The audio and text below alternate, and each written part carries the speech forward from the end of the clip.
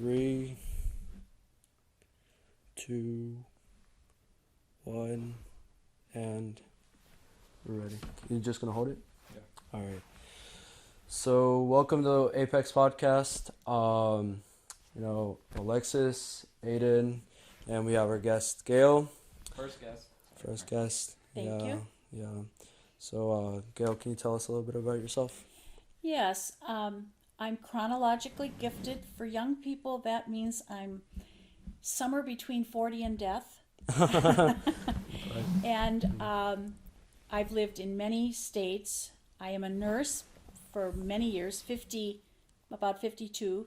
Wow. And my husband is a physician. I have 3 children. And we've lived in Hickory about 11 years. Hickory. I'm originally from Minnesota, but I've lived in many states, and I love the adventure of new environments, but I hate moving. Hate moving. That's right. So how are your children doing? I have 3 children, and I think they're doing well. My oldest daughter, our oldest daughter, her name is Angelique Yvette, because I loved French. And so she lives with her family and 2 grandchildren and her husband in Seattle, Washington. Then I have a middle daughter named Geneviève Charlene. Wow. And she is in Boston with her family and 2 girls. Right. And my son, Alexander Maurice, is up in Rochester, New York, and he has 1 son and a wife. Wow. They're all over the place. All over the place. Yeah. Do you visit them? Yes, we do. We visit as many times as we can. Of course, COVID changed that a little bit for everybody. Right. But we try and drive when the weather's good. And we just flew up recently. But it's different in the winter. You don't, even though I'm originally from Minnesota, I don't drive with ice. Right. Definitely. Yeah. So how was COVID for you? What do you say? Well, I had COVID twice, and twice, right. that was a bit scary because I'm in that age group that they say is at higher risk. Right. But I had an interesting experience with it. But because I'm a nurse, I know very much about advocating for oneself, and I don't just let it go to the extreme. So I got help right away, and the second time was interesting too. But the first one was the hardest. So I'm well. And my husband did, ironically, I had all the shots, but my husband had the shots. We lived in the same house. He never got COVID. Oh, he never got Now, COVID? there's a whole theory on that about blood type. I emphasize the word theory Right. because it isn't proven. Right. But there was this thought that people with type O blood have a better resistance. And there are more than 4 blood types. There's type O, type A, type B, and type AB. Well, that's 4. So what's the last one? Mosaic. Mosaic. And Mosaic is my daughter. Your daughter. My daughter Wow. has Mosaic blood type. Yeah. Mosaic, she was born with my blood type, B positive. My husband is RH factor negative. When she got older to have children, they did a blood type because that's what you do. And they said, you're B negative. She said, oh, no, I'm not. I was born B positive. Right. People can change. Wow. It's not common. It's a very rare, but it's called Mosaic blood type. People can change. Yeah, they're RH factor. And who would have thunk? I did not know that. So there's that Mosaic blood type. Wow. But anyway, that's the theory that why my husband might not have. I was attributing myself to being very careful, and I told my doctor my husband did not get COVID because I was very concerned about protecting him, and he said, no, Gayle, he has a better immune system. Wow. So, just to confirm, you said the theory was for O? That they have Type more O. resistance. More resist? Okay, yeah. Because my dad, he's pretty sure he's type O, and he worked in the hospital. He did not get COVID. He never got it. What about your mom?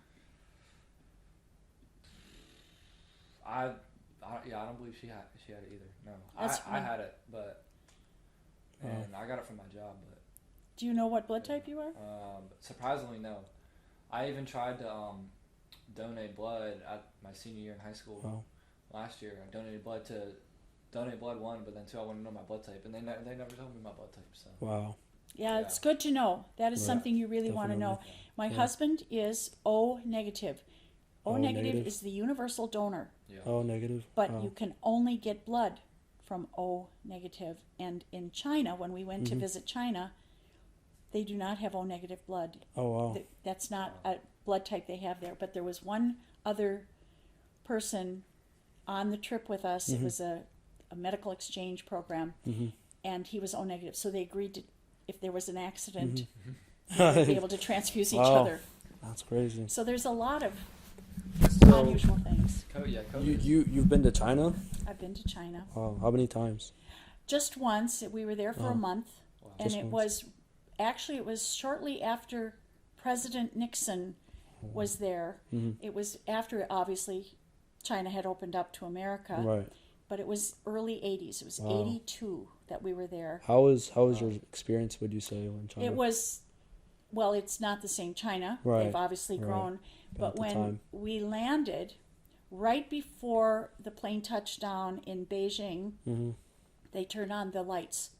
Oh. So when we were driving, they didn't have a lot of hotels. And when we were on our way to the hotel, we saw a lot of bicycles, very few cars, and even I remember seeing a bicyclist transporting a sofa on his bike.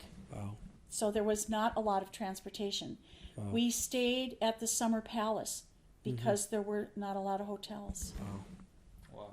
Oh, cool. But we traveled all over China. It Oh, was China. fascinating. And the people are beautiful. Right.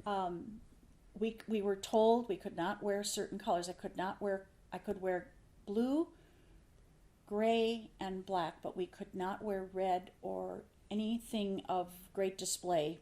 That's interesting. And I had one outfit that had some red in it, and people thought because I was wearing that I was a movie star. Wow. That's odd. Wow. That And is we odd. had a lot of blondes on the trip, and when anybody as a group were going to take a picture, we would have all these people from the community who wanted to be in the picture. They wanted to see themselves because it was a Polaroid, but they would come up and they would pinch the hair off Pinch the hair. Wow. off the arm of a blonde person because it was not a common Common Yeah. thing. thing. But they were lovely people, and we brought small gifts, and it was really interesting because I brought pipestone from Minnesota, Right.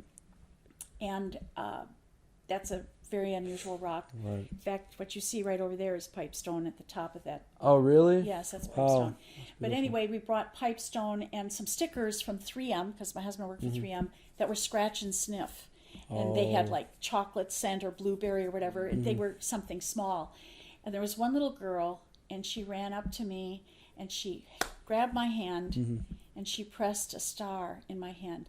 And it made me realize that people want to give back. Oh. They don't want to just receive. They want to do give back. something in return. It was really Right. beautiful. Wow. That's so cool.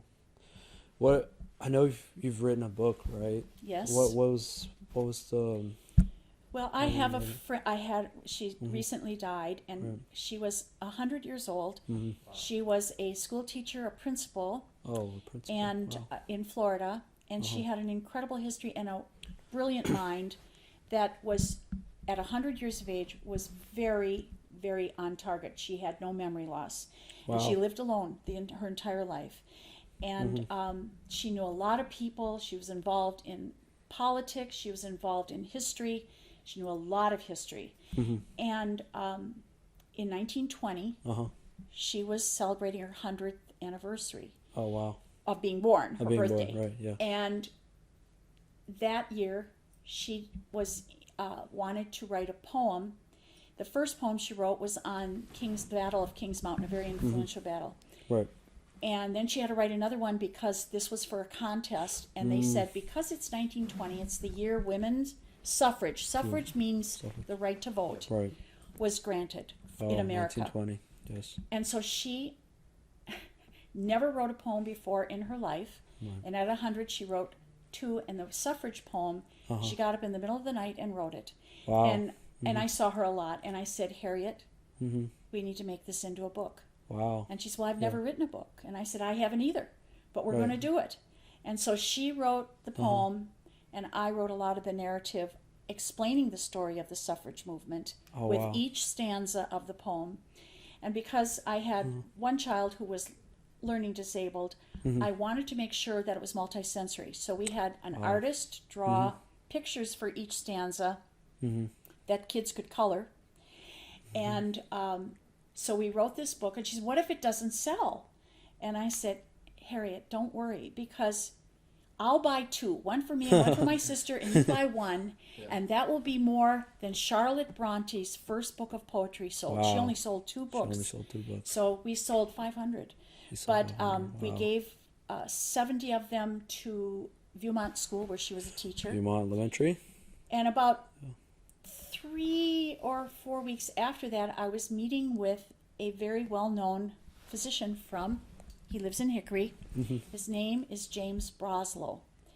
Why is he famous? I'm sure that your parents will know who he is, because he was an ER doctor here, and he invented the Broslow tapes. What is the Broslow tape? If a child is brought into an emergency room in a stress situation with breathing or whatever, he created a crash cart, an emergency cart that is color-coded. The tape on there, let's say pink, I'm not correctly stating what color, but each color designates a child's height and weight, so that everything in that drawer, medication, endotracheal tube, everything needed for an emergency is established in that drawer. So it's used all over the world, and it's called the Broslow tape. Tape. Well, he was working on a new invention called QI, and it's for healthcare. And he was interested in home health, which is what I was in at the time. And so I said, I'll help you with that. And we were going to work with Maxim and some other facilities. And then he called me 2 days later and said, Gayle, I didn't know that you and Harriet wrote that book. I want the QI technology to be in your book. So it was the first book in the world to have QI technology. And what is QI? You know what QR is. When you go to a restaurant and you scan, well, this does not require you to go to a website or anything. It links directly, but it has other capabilities. You can do your own videos. You can write your own, you can record your own statements. And so in there, we have a video of me interviewing Harriet. We have actual footage of the actual suffrage movement of the before 1920. And so you get all this additional information. So it was really fun. And amazing. we have the foreword of a book now is in the back of the book, so I think it should be called a backward, but it's still a foreword. But anyway, the foreword was written by lost my train of thought. Sheryl Sandberg. Sheryl Sandberg was just recently left, was the COO of Facebook. And she was a friend of Harriet's. She was a student of Harriet's in Florida. So we've had a lot of fun with the book, and I'm working on another poem she wrote. Unfortunately, she died last February. But I'm going to finish it. She sounds like an amazing woman. She was an amazing, amazing woman. What if you don't mind me asking, like, what was the cause of her death? Well, at 100, you start having some issues, and she had most people in the 90s or in 100 are going to have some health issues. She had some kidney failure. She had atrial fib, and she had edema in the legs, and she had glaucoma. So she had varied illnesses. And I think that it was a combination of the kidney failure. It's hard on the heart as well. And but she was amazing. I bet. So you said she lived alone? She lived alone. Was it because of her choice, or what was her choice? Her choice. She lived alone, and she was driving. She even had her driver's license renewed at 99. At 99. But she didn't go to a lot of places because then her eyesight had right around the end of 99. But she wasn't afraid to do anything. She wasn't afraid really to fail because she had enough experience in life to know you just pick yourself up. Her Right. husband fought with George Patton at the Battle of the Bulge, Wow. which Wow, was an that's interesting. incredible historic moment. And if you don't know history, it's because it doesn't seem relevant when you're young. But as you get older, Yeah. history becomes more fascinating. And Yeah.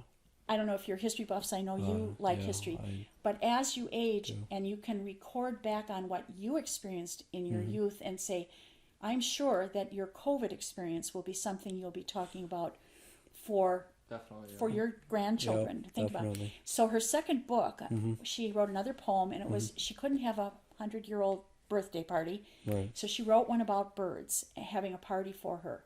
And I wanted to make sure that in that book, that because she talked about the pandemic, that an illness had hit the land, and so the artist sketched a page out of the newspaper, pandemic, COVID, because the children who read that, it was during COVID, they can keep that book and say to their grandchildren, this is what we went through. Wow. You know, so you want history. You have history too. Right. You're when you think back on all that's happened in your lifetime, you have a lot of history a to lot of share history, too. Definitely. A lot of experiences, a lot of things we went through. Yeah, Wow. on average, like from most people, him and I are, we like history. Yeah. You like More than history average, too. We love history. What's your Pretty favorite part of history? Some people have a certain section Yeah. or Especially growing up and still now is war history mostly. what war? Mostly American wars, and really any and every American war. Even the So, American Revolution? Yeah, that Civil War. Yeah. World War And I, there is a World War II. lot of history of the South Right. that isn't quite as prevalent in the North where I came. Yeah. So I really am embracing that. Do you know about Bostic? I don't think so. No. Well, it is believed, and Richard Eller is a very fine historian, an author here in Hickory, and he does a lecture on Bostic because why is Bostic important? They believe that is actually the birthplace of Abraham Lincoln, Oh, wow. Oh wow. that he was not born in Kentucky. He was not born. Wow. No, and his father was a different person Wow. than Oh wow. than Mr. Lincoln. The Mr. Lincoln. Yes. Wow. His mother was a servant in a home in Bostic. In Boston. And the thought is, according to Richard Eller's study and research, that the head of the house was the gentleman who fathered her child. She was a servant. Okay. He looks a lot more, he's tall, like President Lincoln. So he's And tall. President Lincoln, we think, had Marfan syndrome. So he had very Oh, elongated bones, and the His- jaw his was. mouth, yeah.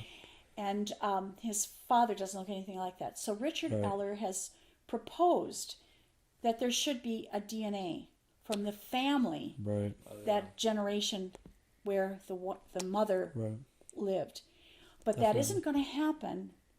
And you talked earlier about politics, because imagine what's going to happen if the Kentucky homestead is not Lincoln's Wow. birthplace Wow. and it's North Carolina. Yeah, that'll switch, Wow. that'll switch Wow. up a lot of that. Yeah. So That's the thing with history too. Like a lot of people like to change what actually happened for whatever reason. It may or may not change a lot of things, but that's the thing. Like I feel like we should share that. We need to know what actually happened in whatever history Absolutely. it is. We have the right to know. And what would you say is your favorite part of history? well, What do you that's a reckon? good question, because moving down here 11 years ago, I really have not had enough experience with the American Revolution, and that here, that's the third book that's the one I'm working on. And what is so important about North Carolina and the Battle of Kings Mountain is one of the most important battles in the American Revolution, and it was a little battle. It was a little battle, and Harriet wrote this poem, and it is absolutely amazing, because when you start researching it, you realize how important that battle was. And there are still ancestors who have stories, and that's what I'm trying to collect, is the people who have a relative who fought in the American Revolution. In fact, Richard Eller, the man I told you about, his family fought for the British. Oh, wow. What a traitor. But there is a homestead here from the 1700s, and the small information about the American Revolution makes it personal. And I think that's the part that I find most rewarding. One of the examples is a story about how did they get the food to Kings Mountain. They walked from Boone. They walked from all these areas. These were the mountain men, and they walked to that battle. And how did they connect? Well, there were farmhouses. And then you think about, they were fighting a different war. The British had bayonets, and they had a different weaponry. Right. And they were at the top of Kings Mountain. Yeah. That's the place you want to be if you're in a battle. Right. And these mountain men had to climb up to fight, and the bayonets are coming down at them. And they have what Harriet used to call squirrel guns, these rudimentary guns against a much larger force. Right. Yeah. And they won. Wow. They took, of the 1,200 men that went, they had the best 900 sharpshooters. Where did they get the ammunition? It is said that a woman in Tennessee provided the gunpowder for the weaponry. Oh, wow. A woman risking, I mean, remember, we're now all traitors if you're fighting for the Americans. Yeah. And it's quite fascinating. The other thing is, they walked there. Right. Wow. That's... think of walking from Boone to Kings Mountain. I mean, that's a good 2 hours away from here, too. Right. So, I mean, and there was a lot of people who were for the king. Right. And Harriet explained this. This is a side thing. When you were in Scotland, you pledged your loyalty to the king. This is a very Scottish area as well. Right. So when they're here, in their mind, I still have to be loyal to the king. So you may be killing your own family. Wow. That's Yeah, because there's like brothers and stuff. and just like the Civil War, it's the same thing. Wow. So the Kings Mountains Museum is worthy of seeing, and Kings that's where we Mountain want Museum. our book to go. Oh, wow. And I'm saying it's ours because it really is Harriet who set Harriet. the whole thing. How did you meet Harriet? Like how was that? It's a funny story. Harriet I was introduced to Harriet through another friend, another Gayle, and her really? husband. Yeah. And we were here probably 3 years. It's whenever the Hickory Theater, the community theater, did what's the name of the play? The Full Monty. I don't know if you've ever seen that. Well, it's quite risque at the end. But anyway, Harriet and her friends, Gayle and Dan, who were also my friends, we all went to dinner before we went to the theater. Oh, wow. And while we were visiting, she was talking about her father ran the telegraph at the Hickory train depot. You know where the restaurant is? That's where her father worked. Oh, wow. So she has all this history about the train depot. Wow. And my father worked for the railroad. Oh, so we started conversing about, and even though we're quite a few years different, there's a connection there. And you can't help but fall in love with Harriet when you meet her. She's so dynamic. So that's how I met her. Wow. That was definitely interesting. Would have been nice to meet her. You would have loved, she would have loved, and the thing is, she loved every age group, and I think that's so critical to embrace all generations. That's one thing the Italians do really well. And I wanted to ask you about that in your heritage. Is when you have a gathering, is every age group invited? Every age group is invited. I think that is so beautiful because in some areas, the parents are going to be over here, and the kids are going to be over here. Yeah. When we lived in Rochester, New York, which is very Italian influence, it is very much a gathering of everybody. Yeah. And that is beautiful. Oh, it is. Definitely is. I mean, you have... I mean, when I grew up, any gathering, we were all in the living room. I mean, obviously after a while the kids would go upstairs and play, but there would be most of the time we'd be down here talking, parents having beers or something. We'd be just everyone having a good time, laughing, eating, whatever it was. Did Tamales. you do a lot of dancing? Yes, a lot of dancing. Yeah, A lot of dancing yeah, in the Italian community. What Yeah. about you? I would say like for like especially holidays and stuff when we have gatherings, we like sit down all together and stuff, but like when you kind of get into it, the kids do separate and the parents do separate. Right. But yeah, they always make sure to designate time where everybody is together and everybody is all like harmonized stuff. That's wonderful. Yeah. I think that's just so beneficial, and there's a lot of cultures like that. I didn't see it as much in Minnesota. Maybe I wasn't paying attention, Right. but definitely it became, and it was that way in Texas. But the most noticeable was up in Rochester, Right. where the Italians are. Right.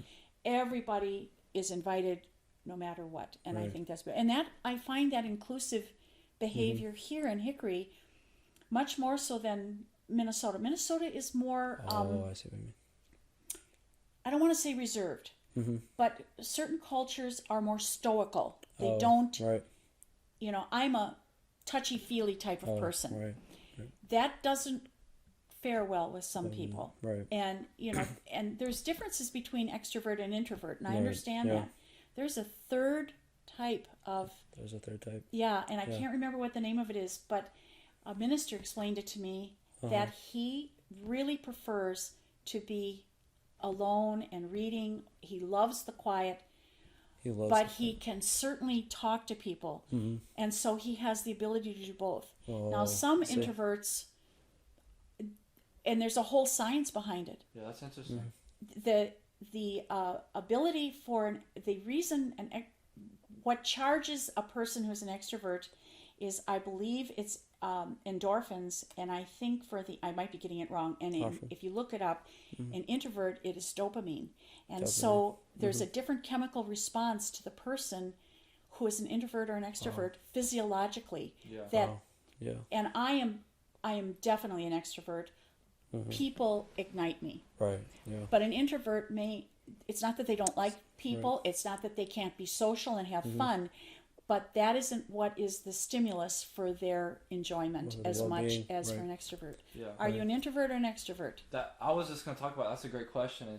I couldn't even have a answer on that because I would like to maybe talk to a professional about that or something, because it's like I say with an introvert you kind of get like drained from social interaction, but Right. Exactly. an extrovert will get like energized or anything, Right. feel good after social interaction. Do you feel drained or energized? And well, yeah, I was gonna dig into that. There's certain times where I definitely feel drained, especially like the more people, like the more drained I am almost. But like if it's like less people, with friends or just having a conversation, I love conversations and small sided stuff like that.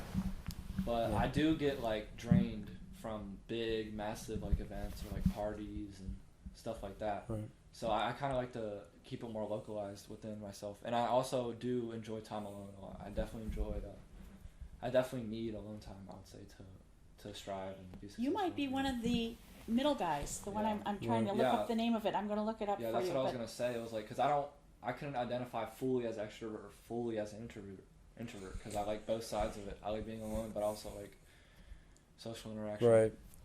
See, with you, like with the experience I've had with you, like for example, I'm gonna bring up the beach, like you would recall like me wanting to go out, Oh, yeah. like just talk to people, just like or just walk around the Yeah. beach, go somewhere where there's people. But you, on the other hand, you were like, Yeah, that's I'd rather draining. just I don't like just that. I would stay rather just hang out with you. stay yeah. at your Yeah, place I don't and want just to go like out and just chill and lay down. But because I feel it's like yeah. no, I feel like I just couldn't do that. It almost drove me crazy to a point where I was like I gotta go out. That's interesting. No, yeah, because like it's almost the I couldn't- opposite. yeah. It's like I'm on vacation. I couldn't do that. I'm on vacation. I don't want to like drain myself.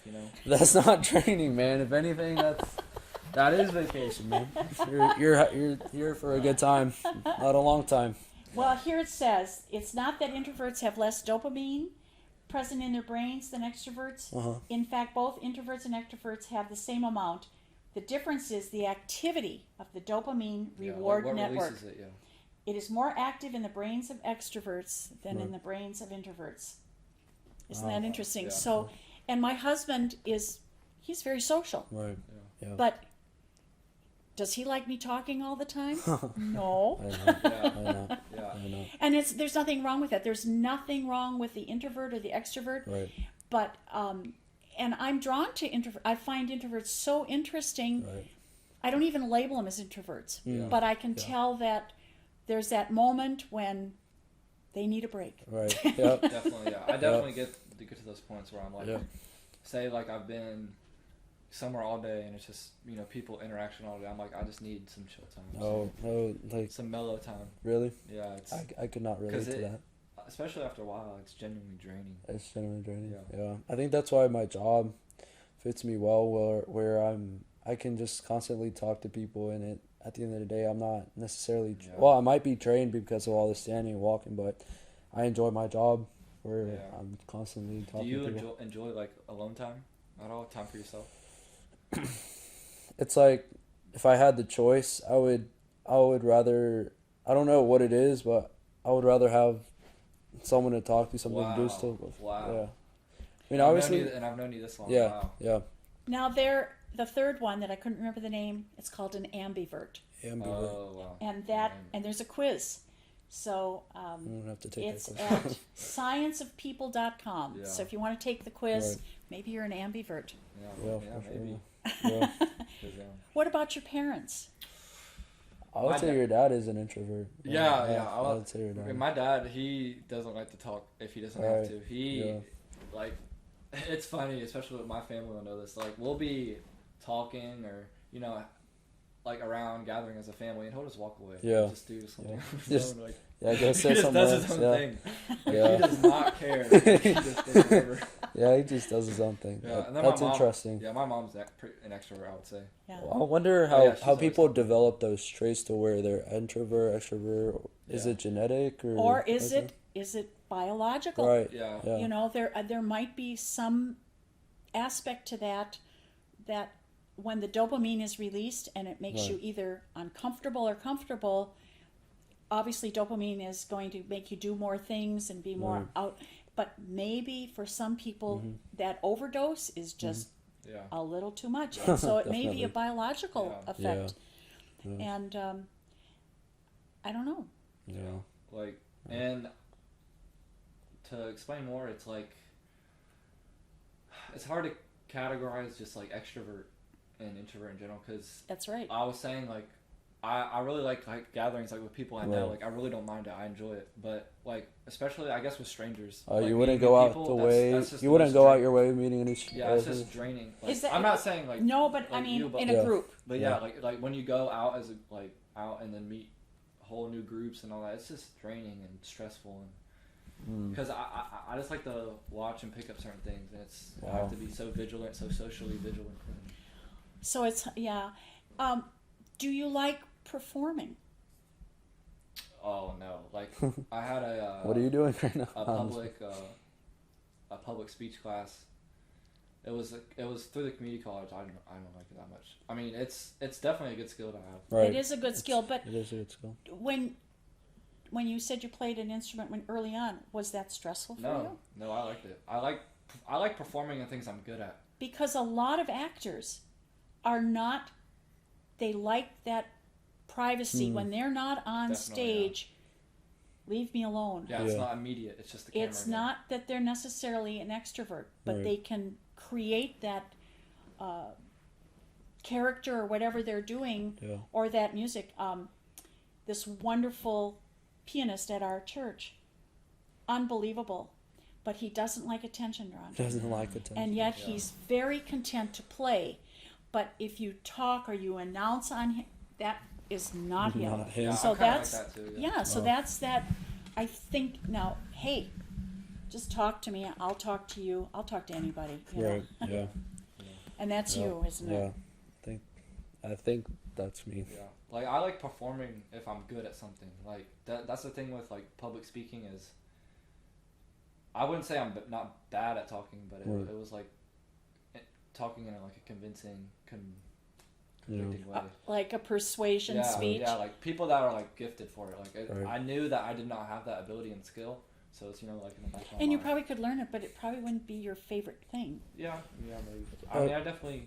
So back to, I have a question though. Like, Sure. I was curious as to how do you write a book? Like, do you type it on a computer? Is it on a piece of paper? Like, how does that process work? Because I want to, I like to have a book a day. Like, that's one of the Well, dreams. And I'm stuff glad you asked that Yeah. because I just, from her poem stanza, that set the parameters of what I needed to talk about.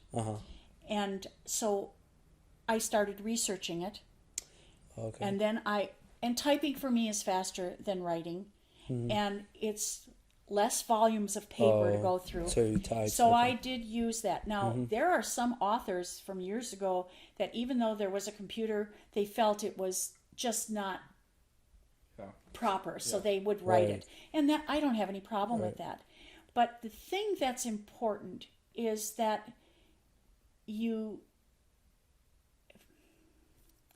do it. You do it? That's a good way to put it. Do you ever watch Netflix or anything like that? Have you ever seen the Endeavor show?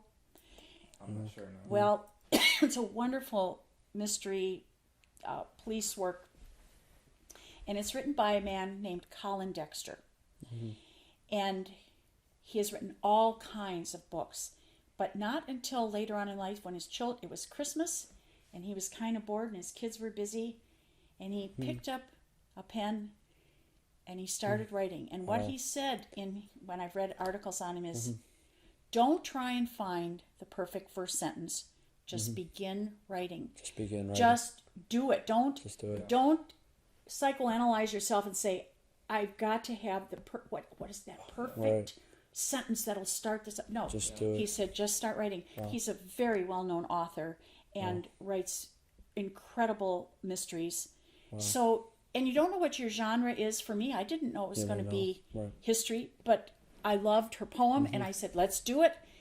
I have a children's book in my head that I want to do that is totally unrelated to that history aspect. It is really about the improper idea of wishing. The improper idea of The wishing. proper idea What is of not telling your wish. Oh. You know, if you make a wish, you make a wish when you blow out your candles, don't tell anybody. Right. I have a totally different view on that. Yeah, But I'm saying it doesn't matter what the subject is, just start writing. Or for some people, if that's hard, get a little recorder and start recording your thoughts. Now, we didn't know where we were going to publish this, but Harriet was a friend of Richard Eller's. I knew Richard Eller. And so we called him and said, Richard, would you come over? We have this idea. Right. And he liked the idea. That was encouraging. Wow. I don't think you have to have somebody like your idea. You just have to do it. But the wonderful thing about Hickory is Catawba Valley Community College is they believe we don't have exact proof, but so far they haven't found any other community college that has a publishing house in the entire country. Publishing house? They have a publishing house. Wow, that's unbelievable. And they will help you. And so there's all these authors locally that have written because they're going to get it published here with Catawba Valley Community College. That's interesting. So I would say even if you don't finish your book in a set period of time, start writing it. You're going to change your viewpoint on things. You're going to have people critique it. Right. Don't worry about that. Right. Just do it. What was the time like? What was it like from when you started to when you published it? Like, Oh, that's a good question. I think when did she? Well, it was close to April and her birthday, maybe a little bit before that, and we were published in about 4 months. Wow. That's amazing. Well, and I worked really hard to get it, and then there's the editor at Catawba Valley Community College. He's wonderful, and he's Irish. If you know any Irish people, they have a very fun sense of humor. And they can be very sarcastic, and it's still funny. And he would read pages. This is awful. This is absolutely awful. You've got to redo it. Wow. And you know what?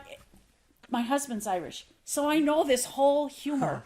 Wow. And it didn't. You can't be stopped by that. You just have to say, okay, this isn't going to work. Yeah. Right. And you redo. And don't be insulted. Just that person is helping you. He did a wonderful job of guiding us on how we should do. You've got too many words in here, Gayle. You can't have that many words. And it was beautiful, because if you think that your work is above editing, you've got to let that go. Right. You've got to be willing to let somebody tell you where it's wrong. Right. Or even start over. Wow. Yeah, because that's the only way you're going to get better. That's the only way it's going to get better. Wow. And we had so much fun with it. And Harriet, we just loved every moment we were together doing it. It was beautiful. Did you ever feel like whenever he was trying to cut something off from what you were trying to write, did you ever feel like strangling him or anything? No, I thought it was hilarious. You went along with it? Absolutely. No, really, because I feel like, for me at least, if I were ever to write something down, I wouldn't want... I don't know, this was me, I don't know why, but I wouldn't want him to tell me what I can or I can't write. But I find that interesting that you could have... Yeah. Well, you have to take it as the best information ever, because if it's that awful... And of course, I have been a singer, and so I've performed. Right. And I can tell you, I have made some terrible performances, and I didn't die. Wow. And you have to be brave enough to say, this is just a growing process. I mean, I've had some really nightmare experiences where oh my gosh, I can't believe I did that. And that's life. That's life. And you just say, it's okay. Somebody's going to help me, and you do it again, and it might be wrong the second time. Right. Then you do it a third time. And even after you're all done, people are going to insult you. Do you know that I found a typographical error in your book? Yes, I found two. So you just have to, it's fun. It's fun. Embrace it. That's all I'm saying. Have a good time. If it's the worst thing you've ever done, well, that's not so bad. You lived. Yeah.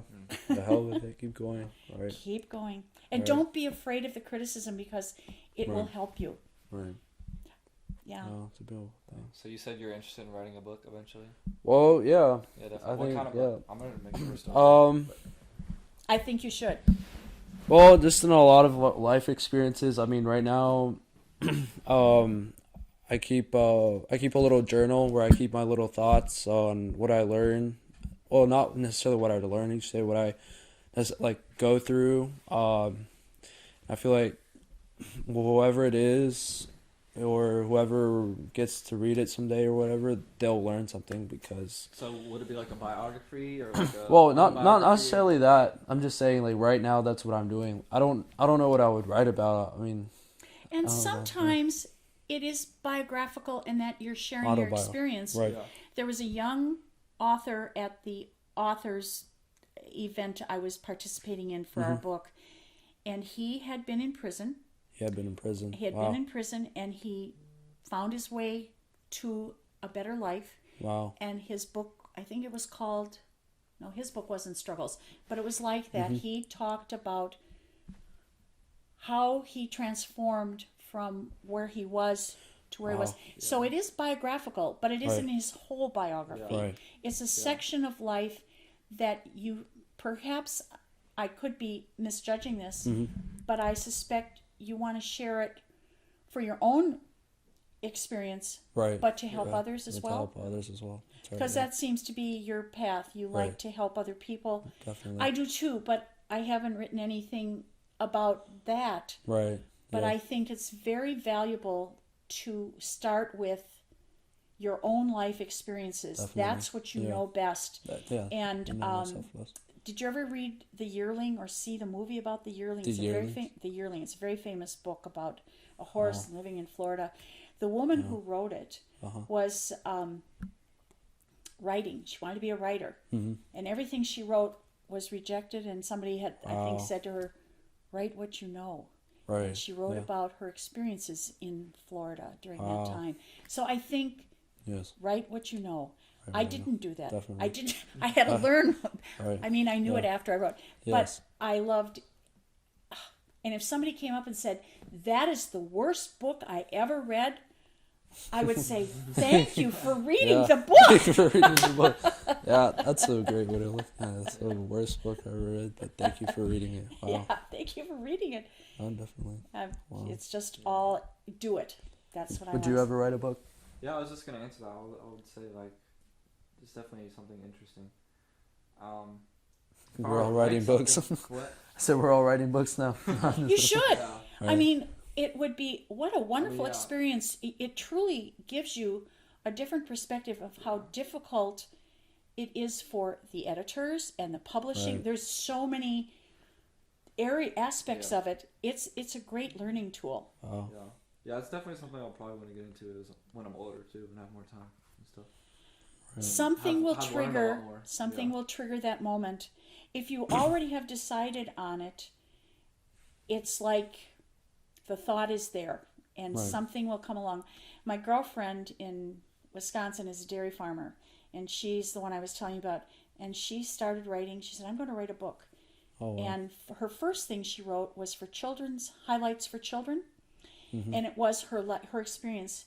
They were out in the field with her son, who was a young kid at the time, and a calf was being born, and they were there, and there was nobody else out there but Ben, her son, and she was there, and the calf wasn't breathing.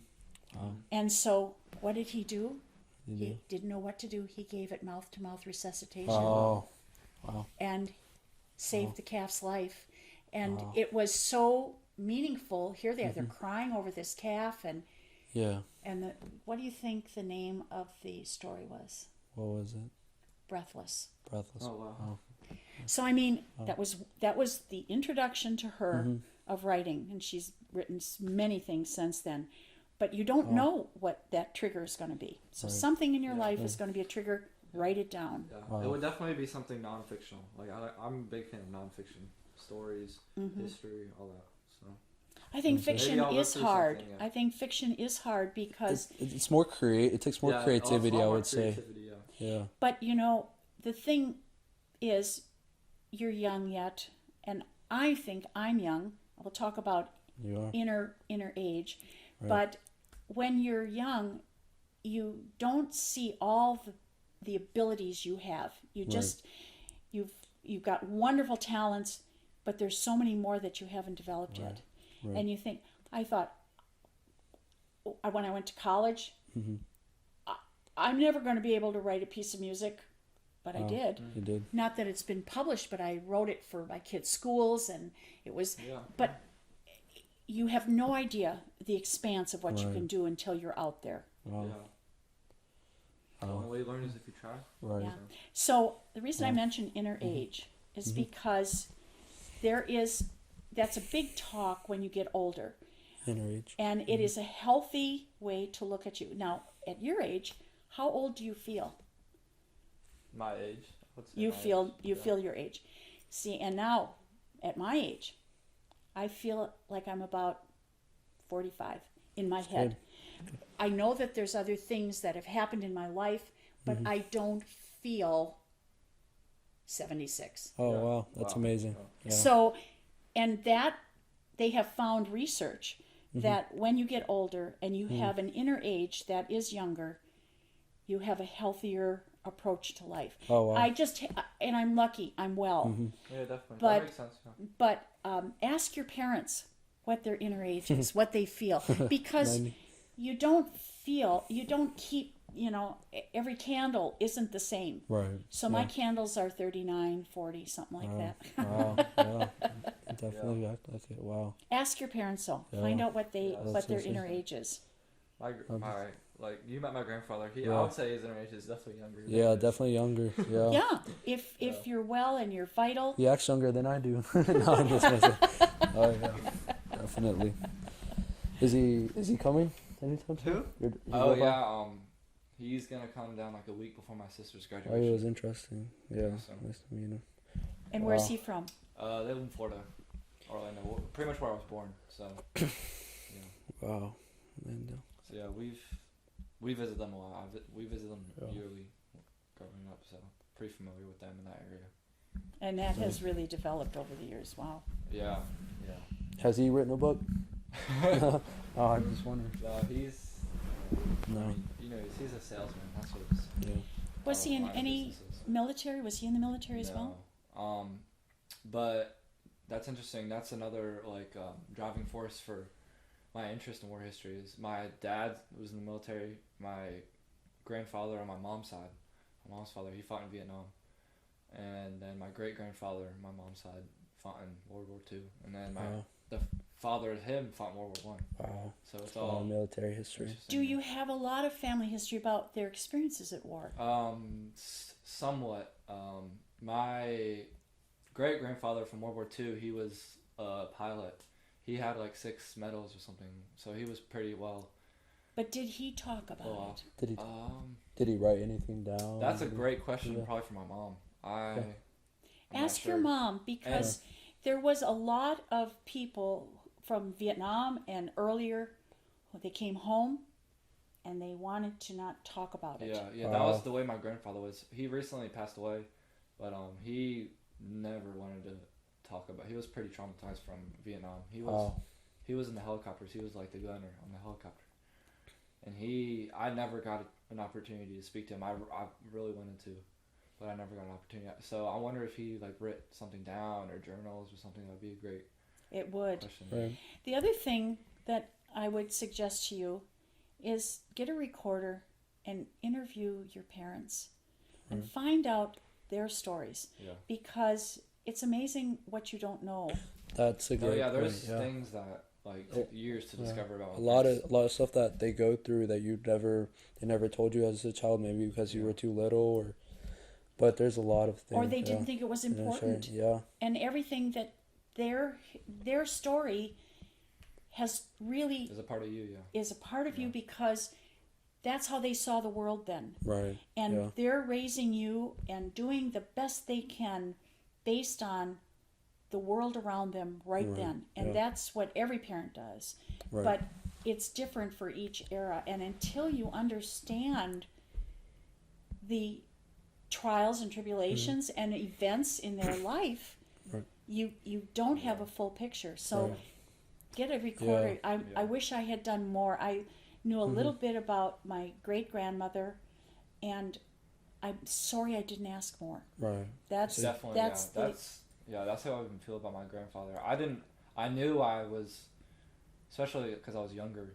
I don't know, not an adult yet, but I would be too scared to ask him about that stuff because he never was willing to talk about it. So No, obviously- it was extremely painful. I have a friend who's my age, and I think it was maybe 3 years ago he first mentioned that he got all these medals. Yeah. He never Oh, talked wow. about He never Vietnam, talked about it, and yeah. he was, and so that was the door shut. Wow. But that's Right. not necessarily healthy either. Right. But Yeah. that's how they handled Yeah. it. There definitely is something to learn from everyone. Strangers and Absolutely, well said. I've always, until recently, I've learned that any person you meet, there's always a story that they have, something that they went through that you can use. Yeah, that's what I told him. Also, one of the reasons I wanted to start this podcast, and I meet new people, and people know other people, and you just learn from these people, and that's what what I like about my job, is that there's some people need someone to talk to, and not a lot of people have that. They'll go eat by themselves, and me. Now they might not be the best tippers or anything, but at least I'm there to give them some ears, someone that will Well, you're listen and doing talk it to from them. the heart. You're not No, doing it yeah. from the pocketbook. No, definitely, yeah, And and that's beautiful. and then they share stuff that you didn't know about them, or yeah. And I owned a Hallmark store for 9 years in Minnesota, and I had customers who came in every day. Oh wow. We also had a post office. But the reason they came, I said many times, I'm still a nurse. They're there for 15 minutes, but I've helped them. Right. Because a lot of these people were alone, just like you Right. said. Yes. and coming into the store, somebody's greeting them, they're talking, we're having a little conversation, Right. and that might be the only person that has a positive response to them that Right. day, or any Right. response. Definitely. So Yeah. exactly, when you carry that Yeah. with you as a server, Right. you're doing far more than you ever Right, realized. And yeah. I didn't realize it. I remember this one lady, she came in to buy a fishing hat Mm-hmm. for her nephew, who was now in his 20s. Fishing hat. Wow. Uh-huh. And it was, I mean, a fishing hat for Father's Day. Big deal, right? Right. Well, it was a big deal. I didn't realize it. But we did all we would gift wrap for free. And that was so important to her. She said, oh, this is so wonderful. I mean, it was Wow. like, really, Yeah. $15 hat or whatever. And she said, you have to understand that my nephew, 15 years ago, when he was here fishing, that was the last time he fished, and he was with his grandfather in the boat, and the grandfather Wow. died. Wow. And Wow. he's never been back since because it was so traumatic. And she said, this is the first time he's going to go out on a boat in 15 years. Wow. So these little gifts that you give in Right. your kindness are enormous. Right. Definitely. Yeah. Right. All it takes is Yeah. that one day where they need somebody to talk to. somebody Right. to- Yeah. You You don't never know know. if you're going to change a person's attitude about their own life Right. or their value of their life. You know, Right. you might be saving somebody and you Right. don't know it. Yeah. Yeah. Totally. Yeah. Yeah. It also doesn't hurt to have another friend. That, you know. Right. Like a friend. Exactly. Yeah, and another thing was like, how I told him like, I could for all I care, we can have someone who's homeless come on the podcast. Like they'll share something if anything. Yeah, everybody has a story. Everyone has a story. Yeah, Absolutely. yeah. Absolutely. We have. Yeah, and then did you know you always wanted to be a nurse? Yes. You always knew you wanted to. Always. Really, since you were little. Since I was 3. Oh wow. But you also had a passion for music, right? Yes, Yeah. but 3, every Christmas I wanted a doctor. There were no nurses' kits then. There were the plastic doctor's kits. And so Oh, I wow. would get a doctor's kit. And my dad always said to me, why don't you want to be a doctor? I had it in my head that girls should be nurses. That's the wrong Right. image. Right. But my dad wanted me to be a doctor. And I Right. wanted to go and work with Albert Schweitzer, who was a very famous doctor in Yeah. the 50s. There was never any doubt that I Wow, was going to be a that's nurse. amazing. I played nurse Uh-huh. 90% of the time. Wow. And it's weird because I knew nothing about nursing except that I wanted to be a nurse. No, And you're a nurse. I loved the candy and the doctor kit. Yeah. Yeah. Yeah. What was your parents' jobs? My father worked for the railroad and my mother was a secretary. Oh wow. And my aunts worked in factories.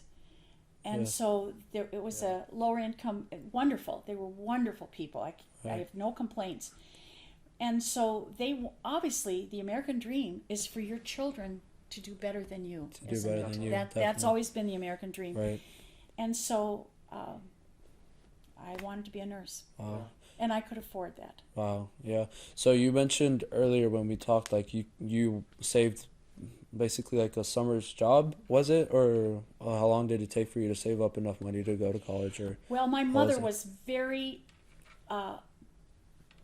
wise. That's a good term. Very wise with money. right. So if we would get $5 for a gift, Uh-huh. I never saw it. It went Wow. into the bank. Wow. And so Yeah. from the time I was a small child Mm-hmm. till the time I was 18, every monetary gift, whether it be dimes in a card, Wow. it went into the bank Wow. in my account. And so over the course of how many years would that be? Certainly Yeah. maybe 15 or 12 or 15. Yeah. I had $1,200. $1,200. And that was the cost of 3 years of 3 nursing years. school. Wow. Yeah. College back then was a lot cheaper too. My Yeah. grandfather was talking to me about that. Yeah. Everything was, well, Yeah. but that was, and I could afford that because, Wow. and I had to work during my nursing. I was a librarian and I worked at a nursing home because Wow. I didn't have, we just How didn't was have it any. at the nursing home? Because I have It was some hard. friends that work at a nursing. Yeah, it's not Would you nursing what kind of shift did you have? Like a night shift or Weekends. It weekends? was Oh, weekends, and it weekends was not nights. I worked during the day. during the day. And I didn't Wow. work there long because the demands of the nursing school, I didn't want to have problems Oh, doing my right. work with the Yeah. nursing Be too school. busy, yeah. So it was during a very tumultuous time, and I don't know if it was the Watts riots that changed everything for us, because there's always a crisis in our history, you know. Right. Yeah. But there was rioting in Milwaukee where I was in school. Oh wow. And so the National Guard was posted on the top of the nursing dorm, and Oh, we could wow. hear gunfire going off, and the Wow. nurses couldn't get to the hospital, so the nursing students became the nurses in The the nurses hospital in the went during this crisis. Wow. Wow. So we would work sometimes 16 hours. So what had happened exactly during that riot? Like who was Well, shot? it started in California, and it was a riot against I want to say cruelty to the black Right. population, and that set off a series of riots throughout the United States, and one Wow. was in It was Milwaukee, in and so Milwaukee. that was kind of like the impetus was the Watts riots, I believe, in Right. California, and then more riots occurred, and people were outraged with the way they were treated, and but it was frightening because my parents were living in Omaha, Right. and I'm in a dorm, and we've got National Guard stationed on the top of the building, and Right. I'm worried I'm going to be shot going over to Right. the hospital. Yeah. Wow. You know, so it was That's interesting. scary stuff But right there. it was just a passage Wow. of time. That's interesting. Wow. Did you? So you lived through the civil rights movement? That's the Oh thing? yes, there was in Milwaukee when I was in high school. There was a priest by the name of Father Groppe, and I was only like 14 or 15 then, maybe, I'm guessing, and I lived not within the inner city of Milwaukee, but I was in Milwaukee, but Milwaukee. not Yeah. right where Father Groppe was marching. Right. But he was a white priest, and he was marching for Martin Luther King and, Wow. and the protests. And I wanted to go down, but my parents said, "There's no No way way. Right. you're It's going to go. dangerous. You're not going to go down." Right. You know, I was a Yeah. young teenager. I wouldn't Right. have a car or anything like that. Right. But I was very interested in the Right. civil rights movement. Wow. And when I was I just graduated from nursing school in '68, and my girlfriend and I went to New Orleans on a vacation. And while we were there in New Orleans, well, actually, it was Biloxi, Mississippi that we went down. Wow. And we had watched, and it was Bobby Kennedy was Oh, Bobby Kennedy. he was going to run for office, and he was doing a talk in California. You know what happened to him. Right. Yeah, Well, sure. we shut the TV off, went to bed, and woke up the next morning, went out to the pool, and everybody's talking about Bobby Kennedy. And I said, "Oh, Wow. what Yeah. happened?" I mean, I knew nothing. Right. He was murdered. He was murdered. Yeah. And there were people there who said, "We're so glad." Wow. And it was like, Wow. it was really shocking is shocking. because then you realize that not everybody is going to be on the same side, you Right. know, and that was interesting. But that's the way it is with every political issue. Right. You're not going to, but it was frightening. I have Right. to say, I was not going to be talking. It was a very volatile moment for Right. people. And Yeah. as a girl, you're not going to start talking to strange men about your thoughts. You know, I don't Right. want to get beaten up or what. Right. That's, But that so- was, I remember that vividly. Sirhan, oh my gosh. Yeah, Wow. living through all that is definitely valuable for sure. It's- wow. It is. And you know, it's hard because when I moved down here, I'm from Minnesota. Oh. I don't know if you know Northfield, Minnesota. No. Well, if you live in the South, Jesse James was a hero. Oh, Jesse. But Jesse James is not a hero in Northfield, Minnesota, because that's where the bank robbery occurred. Now, you got to get a bigger picture. So, was he a criminal? For a Minnesotan, he is. For the South, he isn't. And hero. why? When Ulysses S. Grant was president, and everybody thought he was a terrible president. He really wasn't. He understood that he had to do something for reparations for the South because a lot of their land was taken away and destroyed. Yeah. And that became the westward movement. People could get land moving west. Right. Well, Jesse James' family's homes were ruined in the Civil War, and he was angry. And one of the banks that he felt was, I don't know if they were carpetbaggers, but he felt that they came down and took advantage of the South, was the Northfield Bank of Minnesota. Wow. And that's why he went up there to attack it. So I have a friend, and she's a relative of Jesse James. Oh, wow. And so you can see, I can see both sides. Wow. But I'm from Minnesota. You should not be He was robbing not the here. Northfield Bank. Yeah. Wow. So history is really convoluted. That is. It's a beautiful thing, to be honest. That's different It's one of the narratives. most important teachers. Yeah. Yeah. I feel like, aside from me and you, and maybe Isaac, I don't know anyone else that, like, No, yeah. Personally. People in our generation are all concerned about a lot of other things. yeah. Well, Yeah. I think you can be, you can guide them. Because if you can get some personal interest in it, for some people, that's when it becomes really important. Right, yeah.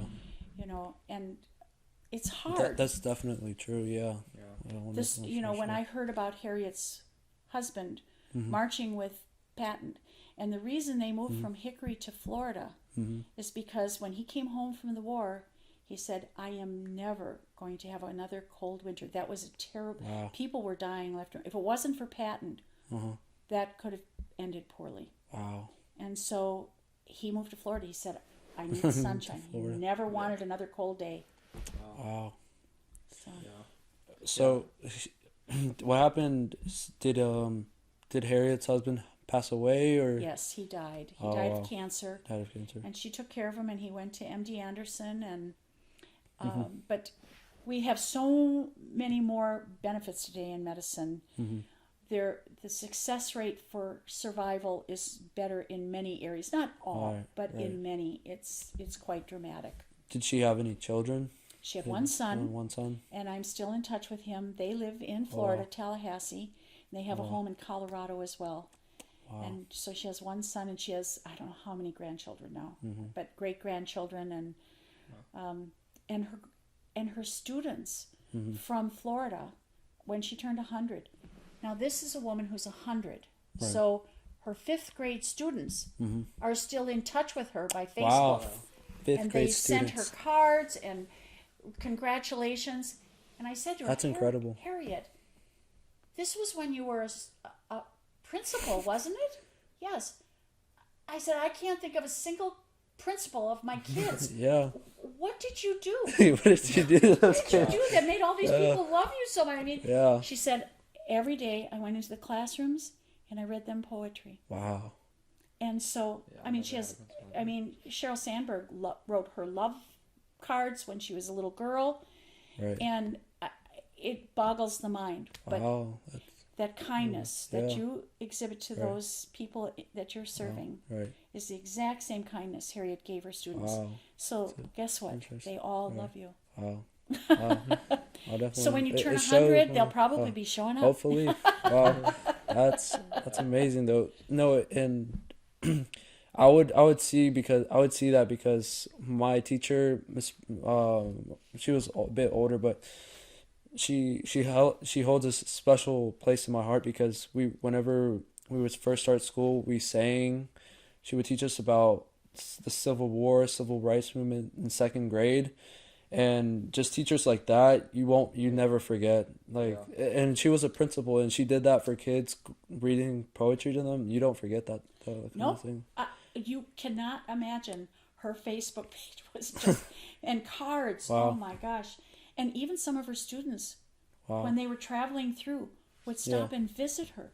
Wow.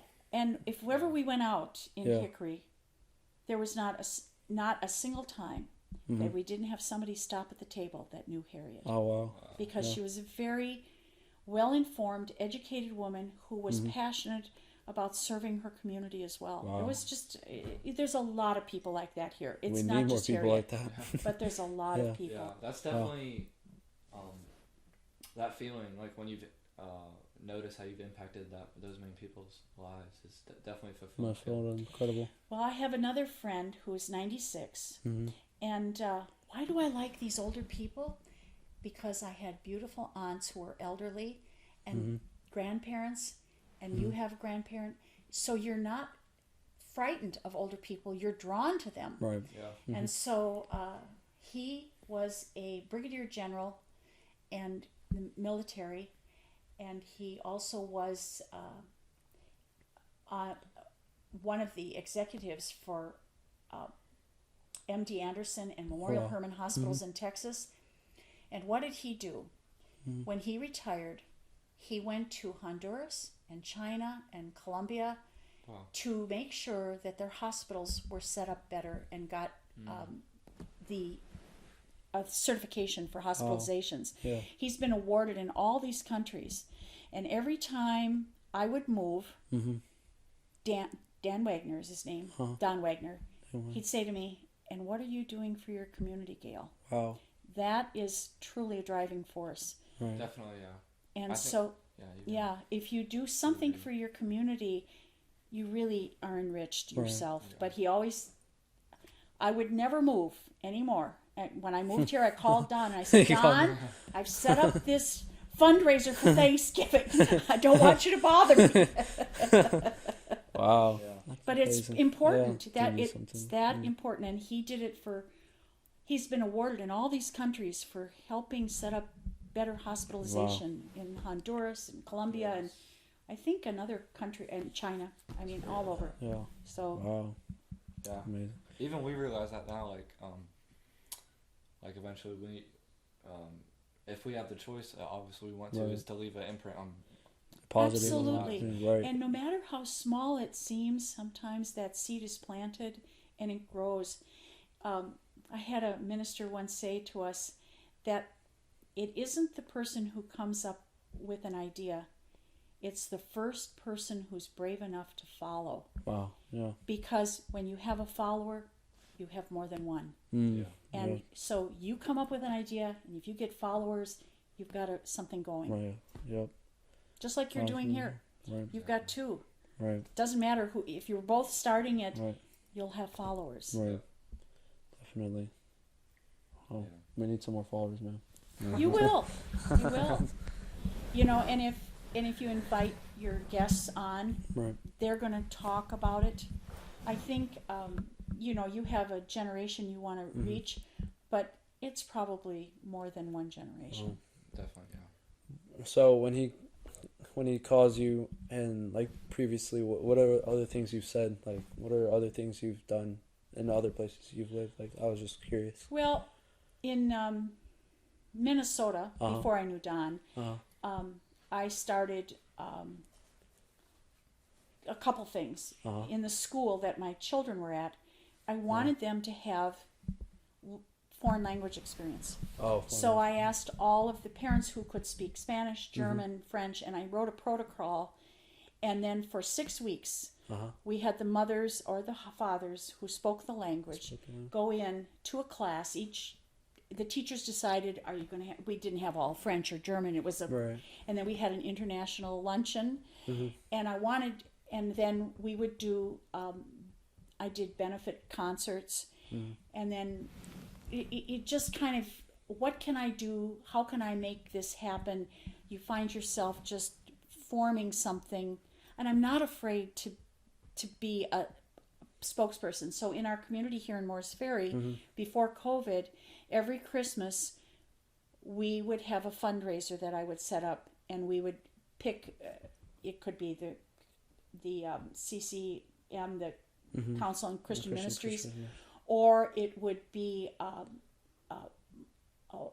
battered wife group, or we did tots one year, but then the police here also did a toys for kids, and they would bring it to our Christmas social, and then we would or we'd shop for the kids, Wow. and we do. So it's a variety of Right. things. Wow. But you've got to always make sure that you're doing something to impact your Right. community. I tried Right. to get something done with MD Anderson here, and it was hard because I didn't have enough. It was maybe 6 years ago. There was a wonderful experience because science is something I really love. There's the Moonshot program at MD Anderson, and it's an incredible story about this particular young man. He was diagnosed with stage 4 lung cancer, Wow. and he was a non-smoker. Wow. And he was at MD Anderson, and I can't remember the doctor's name off the top of my head, but he said to the doctor, his father said, I know you can't help my son save his life, but if I give you money, will you find a blood test? Now he's specific. Will you find a blood test to diagnose this early? Right. This doctor had never done that, but he's given money. And in 15 years, he was here talking. Why did he come to North Carolina? Why? Because it's a tobacco state. Oh, wow. And there's a lot of smokers. So they wanted to get this information out because it was in the research area. And he had come up with a test. And how did he thought about it? He said, we have all these patients at MD Anderson and all these blood tests. We can do a specific test to determine if they are at early risk for lung cancer. Wow. And then his goal is to do it for other rare diseases, pancreatic cancer, ovarian cancer. So this is part of the Moonshots program that they did at MD Anderson. Yeah. And because I was a cancer survivor, I got Oh, a you're a call cancer from survivor? a woman from MD Anderson, knowing that I was in North Carolina, and she said, could I come and talk to you? Right. I would like you to come to hear him speak, and is there a way that you could help us? Wow. And so I tried to get the doctors in Hickory to do a session with this doctor, but it was difficult because I didn't know enough doctors. I wasn't here long enough, but that was my goal, was Wow. to try, but it has been successful, and this doctor, I'm sure, is still working on ways to prevent or early. The trouble with lung, pancreas, and ovarian is detection is never early. By the never early. time you detect it, Yeah. it's Way too really late. in the late stage. So his goal was to detect it early. Isn't that incredible? That is Isn't that a incredible. great story? Yeah, Yeah, definitely. it's beautiful. 'Cause- But his dad is the one. He was the leader, the physician's the follower, and then all these other people who are. It, Wow. That's Be a follower. how it is with everything. You know. It is. Yeah. One person to Everything come has up to with do. the idea, but you got to have followers. Yeah. Followers. Yeah. Right. Yeah, Right. that's interesting because I was basically the reason for my grandfather in his passing. He was a heavy smoker, so he had lung cancer, and then he overcame it, but then they found out it had spread, and it was in his bladder, and Wow. yeah, it was just rough. It is was rough, and yeah. he was a very tough man, so he never would like complain. Did you Anything have it detected early on, or? Yes, I was lucky. I knew something was wrong earlier, and I went to a doctor who was not experienced enough.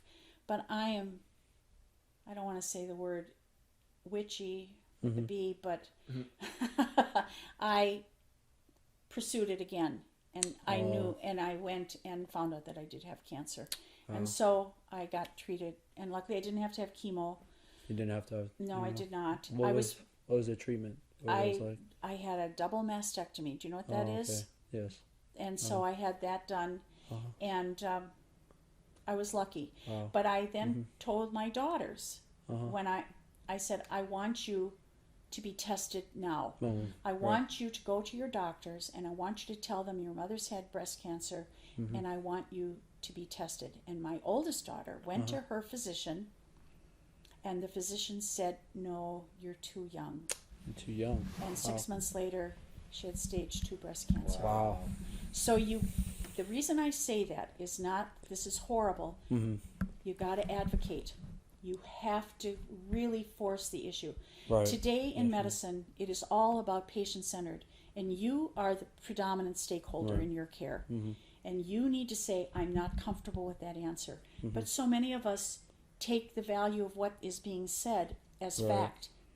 There's a doctor by the name of Eric, I think it's Topol, and he is a cardiologist, but he's written several books, and he's very much involved with the technology today, not just electronic health records, but all the facilities that are available to people online. Some good, some not, but many hospitals like Mayo, and they will have websites that you can learn from too. But he's written a book, it's a fabulous book, and it's called The Patient Will See You Now. Wow. And his whole premise is patients have a lot of knowledge, and when they come in, you need to listen to them, because you may be an expert, but you're not an expert in everything. Not patients. Right. And I'm not anti-doctors, I'm not anti-nurses, I'm not anti-anything. I'm only pro-advocating. Yeah. Right. Yeah. Yeah. And earlier, we talk however we want. You can use whatever language you want. Oh, no, but of course, we gotta obviously stay respectful, but Right. you don't have to be afraid. well, it's okay. I mean, I'm not. Hey, my girlfriend Chrissy on the farm, we swear every so often, and her husband says, "You know, Chrissy and Gayle, every time you swear, you lose credibility." And we say, "But we don't give a damn." Do you think there's some truth in that, though?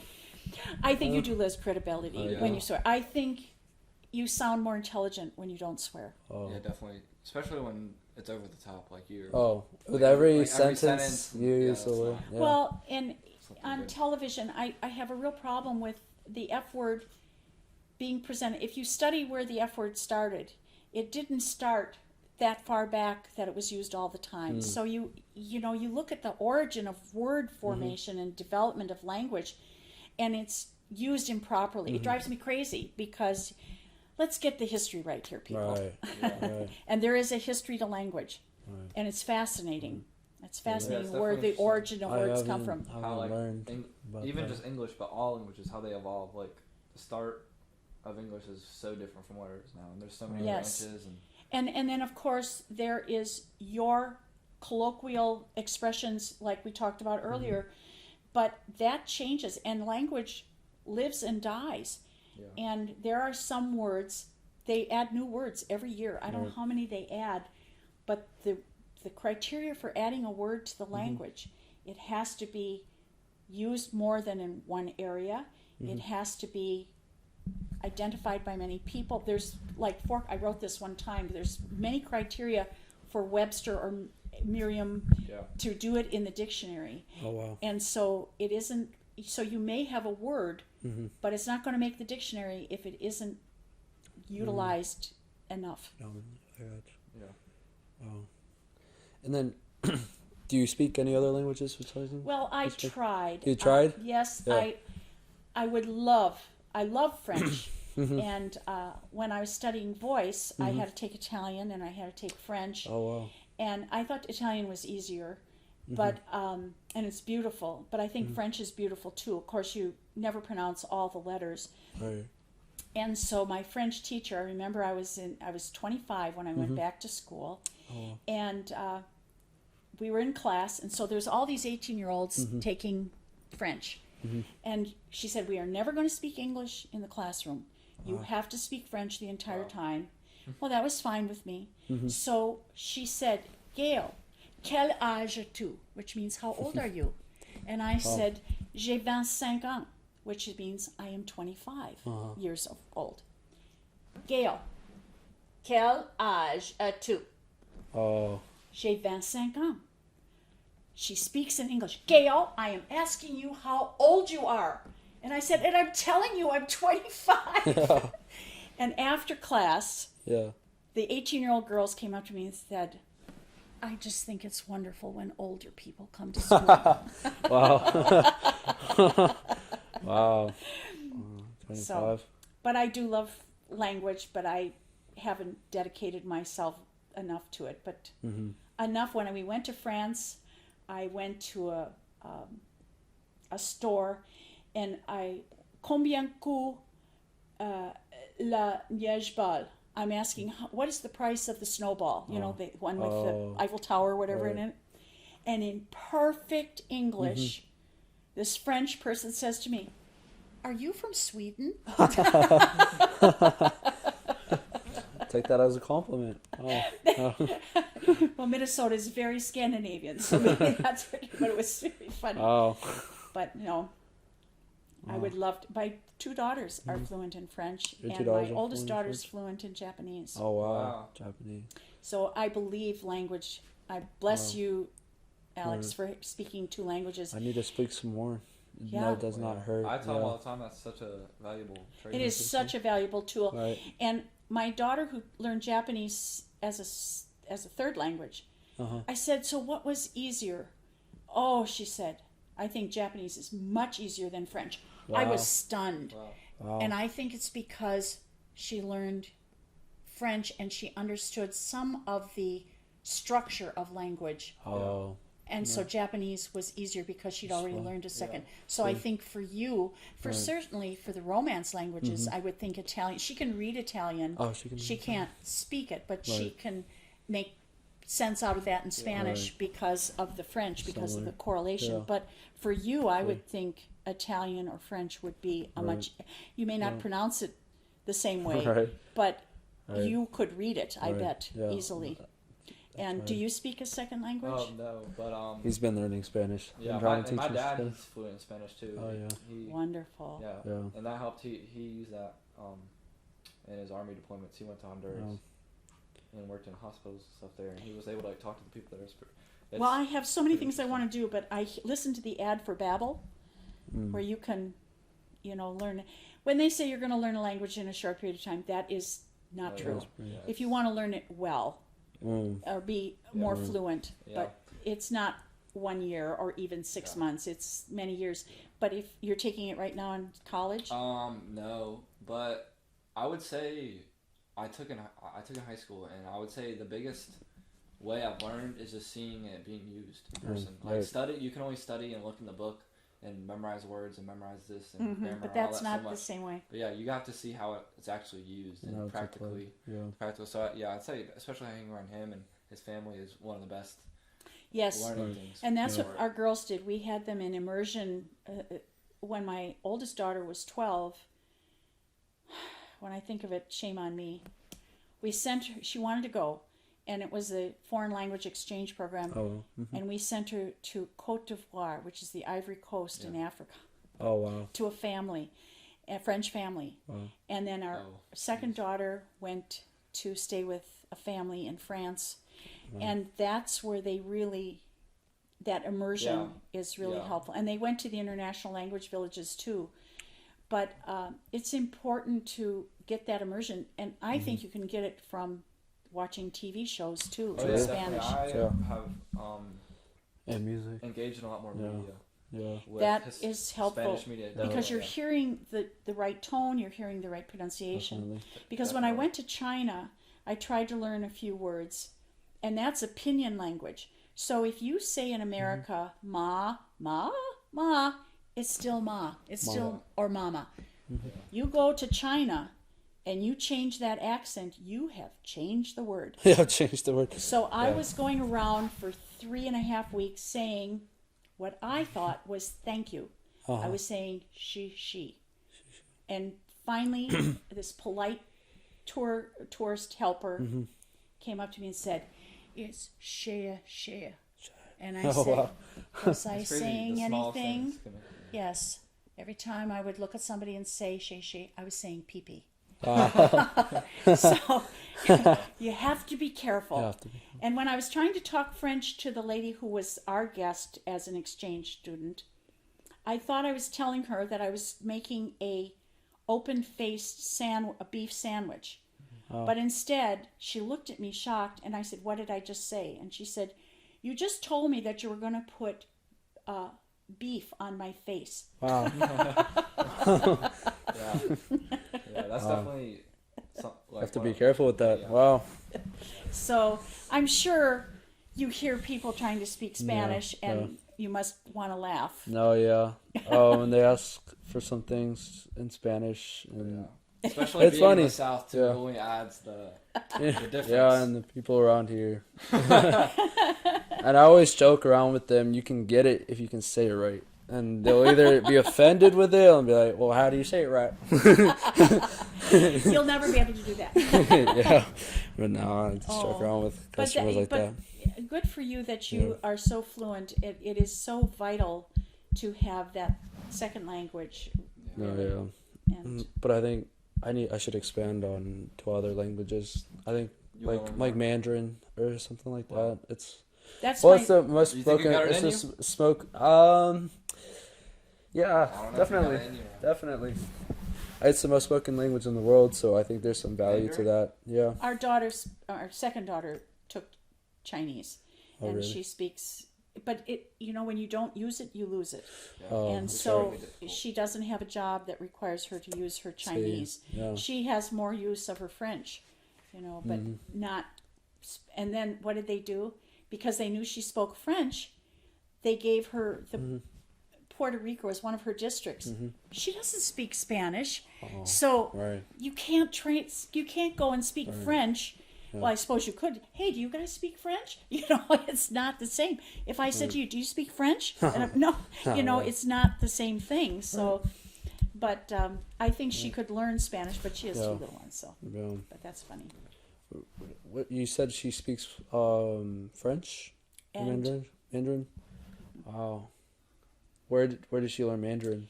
at first at the International Language Village up in Minnesota, In Minnesota. in high school, she took it in the summer. The summer course was equivalent to 1 year of high school Mandarin. Oh, okay. And so she did that for 2 years.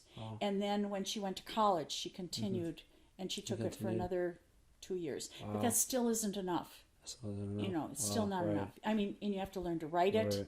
And that is Yeah. really a whole I can only imagine that's. Have you been on to any other countries recently?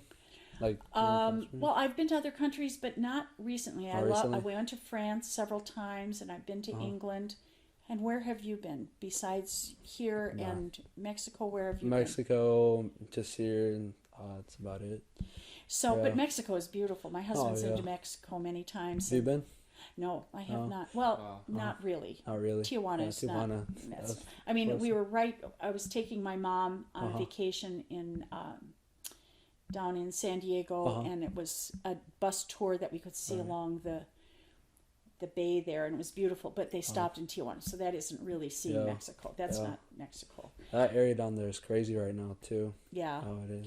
So, what about you? Have you traveled outside the country? Yeah, I've been outside the United States. I've been Bahamas, Turks and Caicos, Mexico. More in the touristy areas, especially in Mexico. I haven't been really inland that much.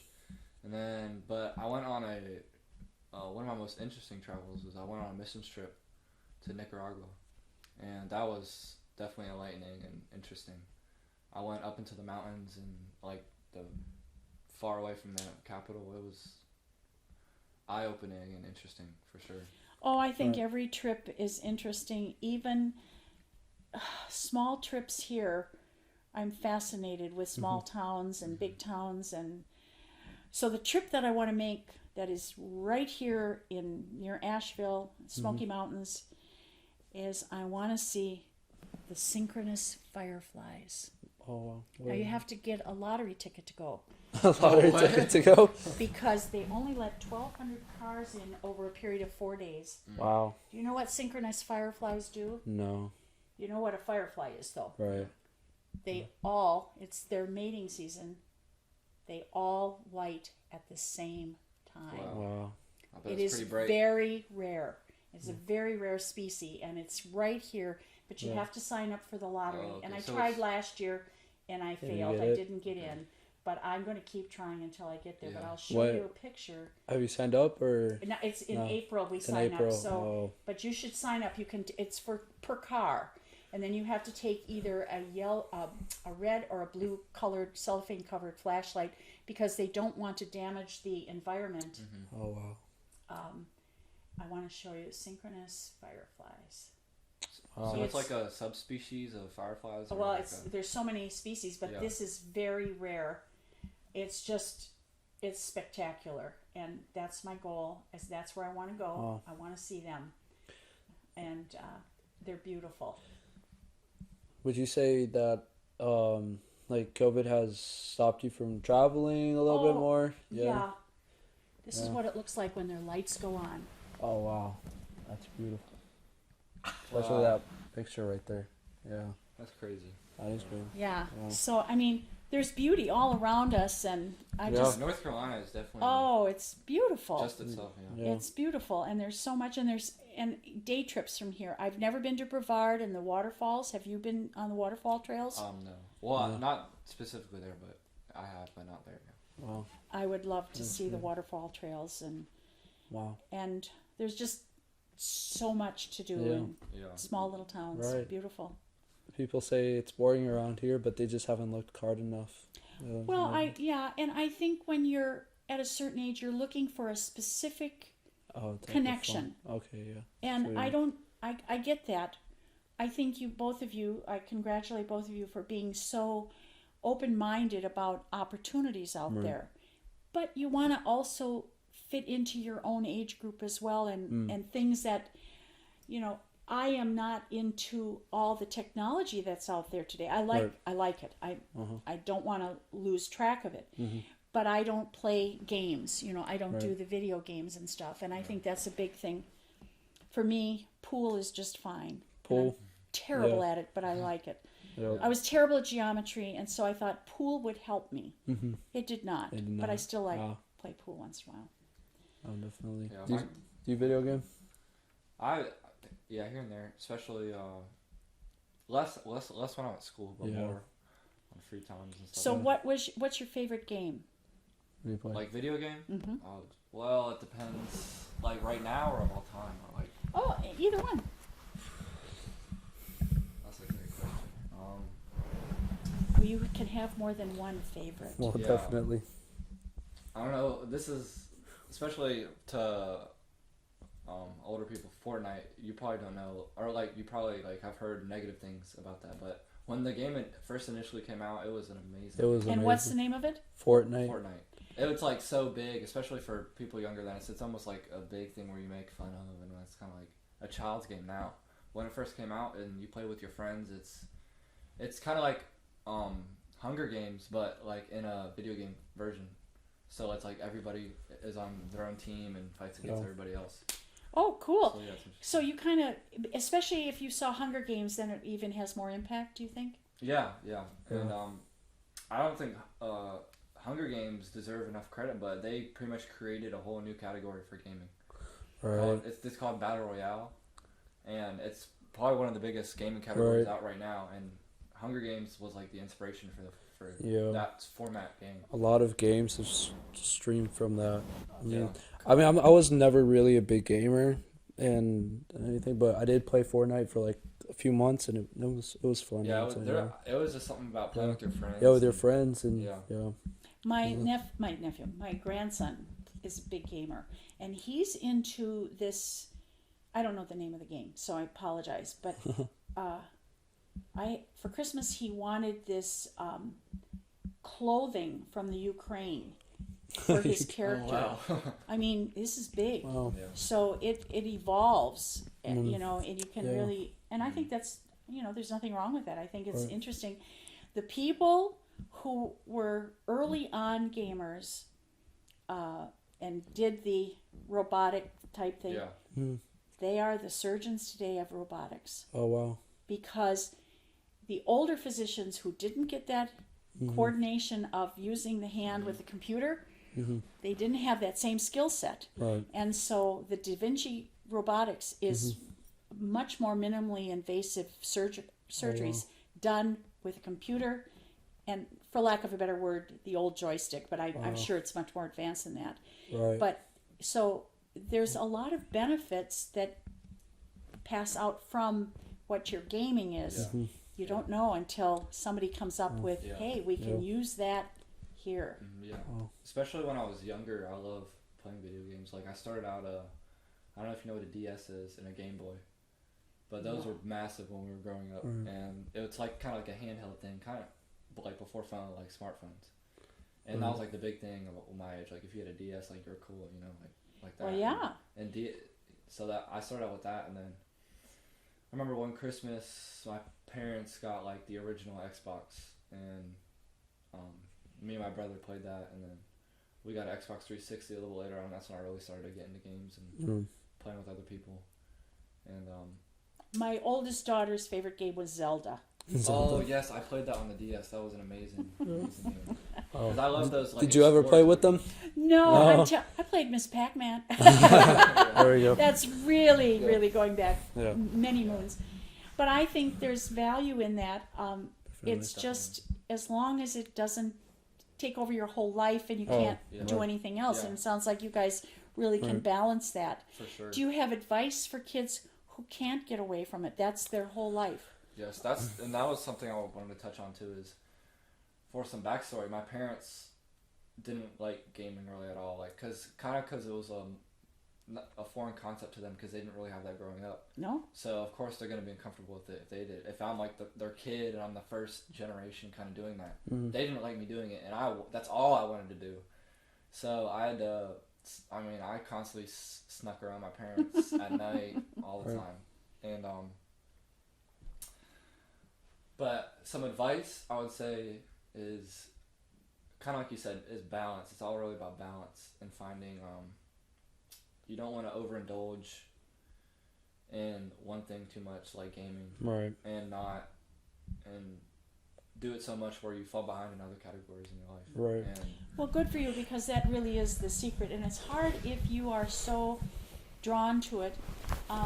Do you think that for some people it's because, like we talk about, not enough to do in Hickory? Well, They don't. no, I would happen to think that they're I mean, obviously they're voluntarily having the choice of picking up that Game Boy, but I don't think they've tried to experience or found joy in other things like going outside, playing a sport, or perhaps they didn't grow up with their parents like incentivizing them to go outside and play.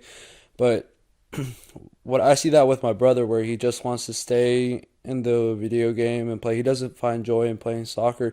We really have to force that onto him, but it's a problem because you see him and other kids. They have problems socially, and aside from that, they have physical problems where they can be overweight and stuff like that because they choose not to participate in other activities. So I think that's a problem where something, like for example my brother, something needs to happen to where he needs to find the benefits in doing like soccer, because it's a team sport. You get to interact with kids your own age. Second, your body, your body's your temple. It's a temple. That's right. You take care of it. It takes care of you. So you look good. Your body is healthy and your mind is healthy. Yeah. So there's a lot of benefits to doing anything but just playing video games. There definitely needs to be a balance. Yeah, and there is a difficult way to help somebody who, they call it an addiction, and I don't No. see it, but it is that pleasure that they're getting from that they're not finding Right. elsewhere. Yeah. And it's hard to understand it, and sometimes you do have to control it, just like your parents did. Right. Yeah, and you might sneak around, I understand that, but if you have some control on that from the adult perspective, I have a granddaughter who's autistic, and the computer has been a wonderful tool for Right. her. Yeah, definitely. And she does speak, and she's darling, and she tries really hard, but her downtime for her to have that ability to have control of that and create is truly makes her extremely happy. Wow. And she's only allowed X amount of time on it, and that transition is horrible. Wow. Because she can't break away from it. And it's interesting. I wonder if there's other kids who are not autistic who have, at a young age, yeah. who have that same trouble. They Yeah. become agitated because it's been taken that's away. How I was. Like, I remember there was one year in school where I was getting in trouble more often than I would. And my parents decided because this was their main form of punishment for me, but they decided, this is something I've never happened before, they decided that they were going to take away my Xbox for like months. They initially said 6 months, and it made me have, like, at the time, like Panic a attack? panic attack. Like I was Wow. outraged. I was like, how could you do this to me? But obviously I lived through it. But But it was painful. no, yeah, I didn't like it, especially Well, at good first. for your parents that they stuck with it, because otherwise then you're right back in that same Yeah. when you went back to it, was it the same? Was it like, oh, I'm back on the same old path, or was it different? Did you feel you had matured? Yeah, that's a great question. When I got it back, I definitely realized how do I say this? I realized the I'm trying to think of how to say this.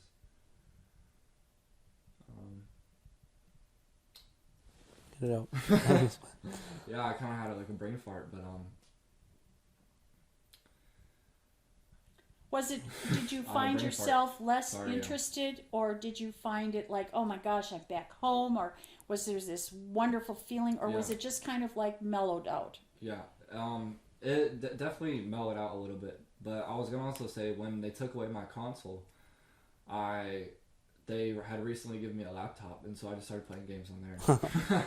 Wow. And obviously I told them I needed it for school. But was it as much? No, it wasn't No, nearly no, as much that's because the laptop exactly. it was bad. But so there you was a couldn't little really bit of a balance between that. But when you got back into it, do you remember Yeah, how did you go in fully again? Like did you I would say yeah at the time because did? I was still young. I was still What not age were crazy you? young. I was early teenage. It was 8th grade, so like Yeah, and that's 12, hard. 13. But did you also do any other things like sports, swimming, yeah, soccer? I Yeah. was always engaged in school. Did it ever affect your schooling in any way? Gaming? Yeah. I would say the only really way it affected it was doing that instead of school. Okay, yeah. But nothing Oh. more than that really. It's Yeah. gaming has a lot of benefits, but It can be. yeah. With anything that you have too much of, there's bound Well, to you know, bad there's a things whole happen. discussion on that about artificial intelligence, and the artificial intelligence is what's being. They're observing you as you're doing your gaming to determine what keeps you interested in it. Wow. Yeah, there's a whole business and science. There's a whole business science in the artificial intelligence, Right. and they can determine from looking at the games and how people respond to it, what are the triggers that are going to keep them going on this game and improving Wow. it. Yeah. So it is why?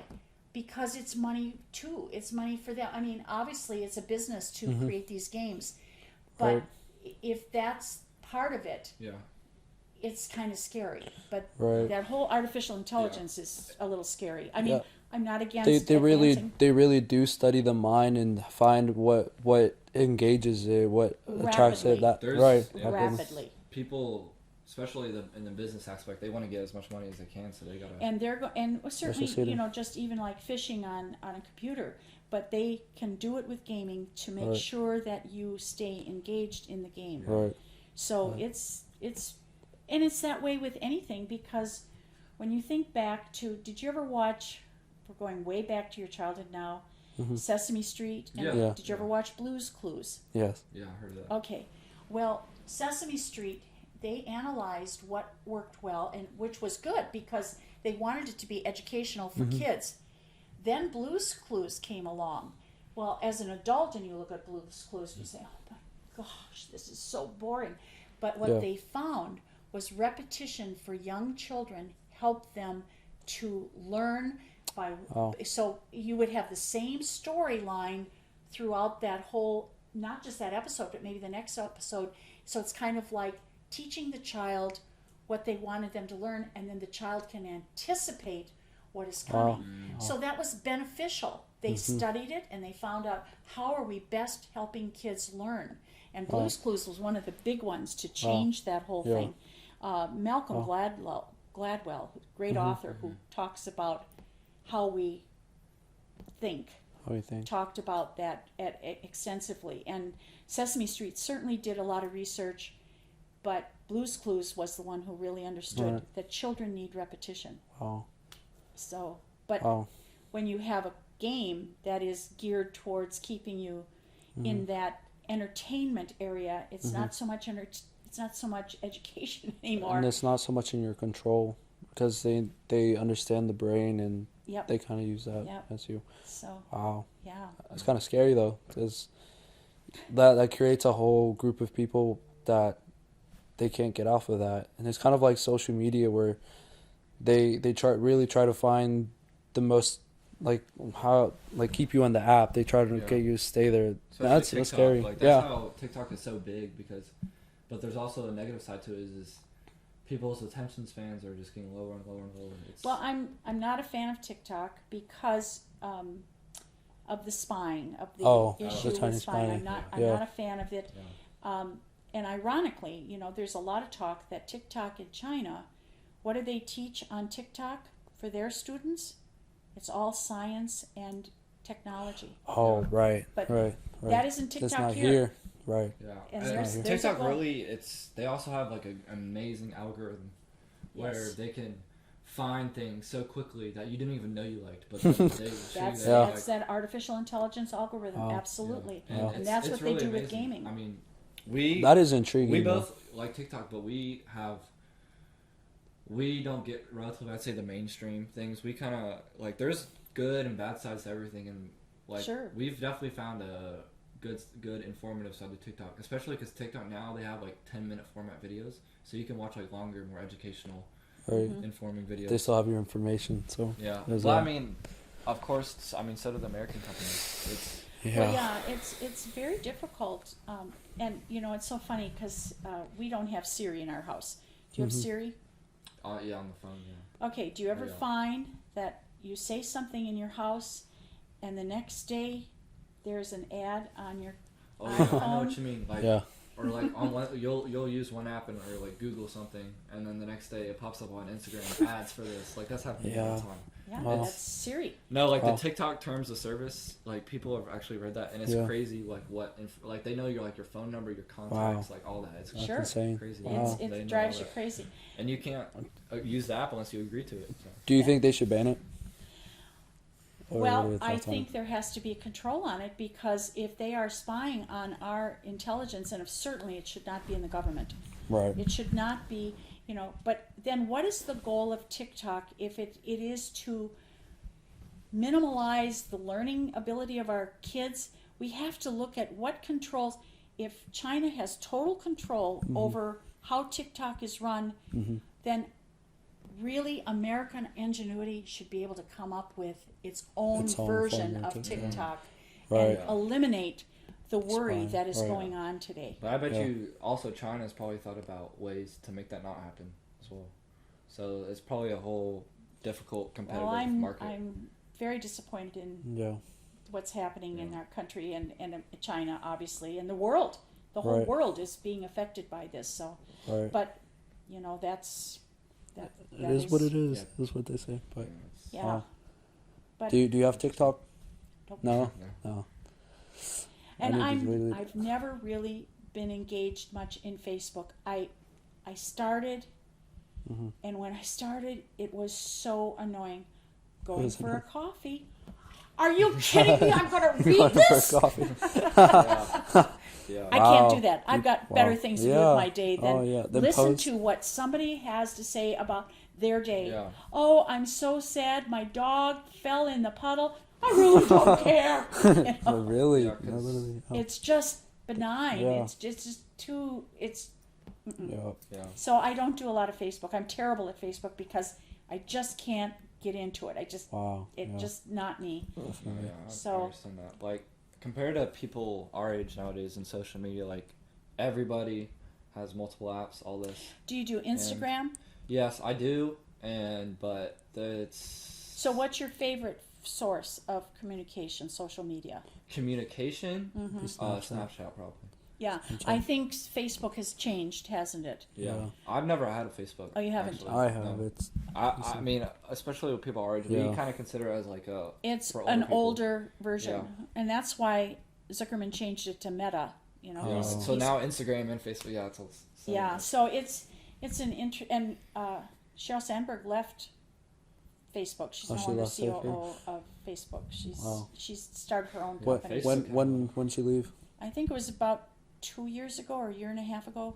And what was she as CEO? She was the CC? chief operating officer of Oh, wow. Facebook, Wow. Wow. and she started her own women's groups, and I bravo to her. So she's Yeah. very, very. Social media is It's difficult because it's you can up and down. you can also Good and bad. be offended easily. Oh yeah.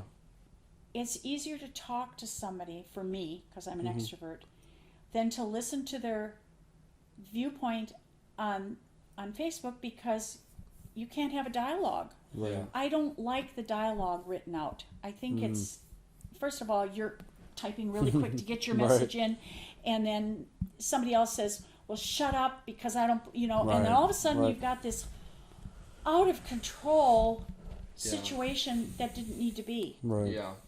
Yeah, that can happen a lot purely when you just see the language aspect and you don't get to see the in-person body Right. language, tone of voice.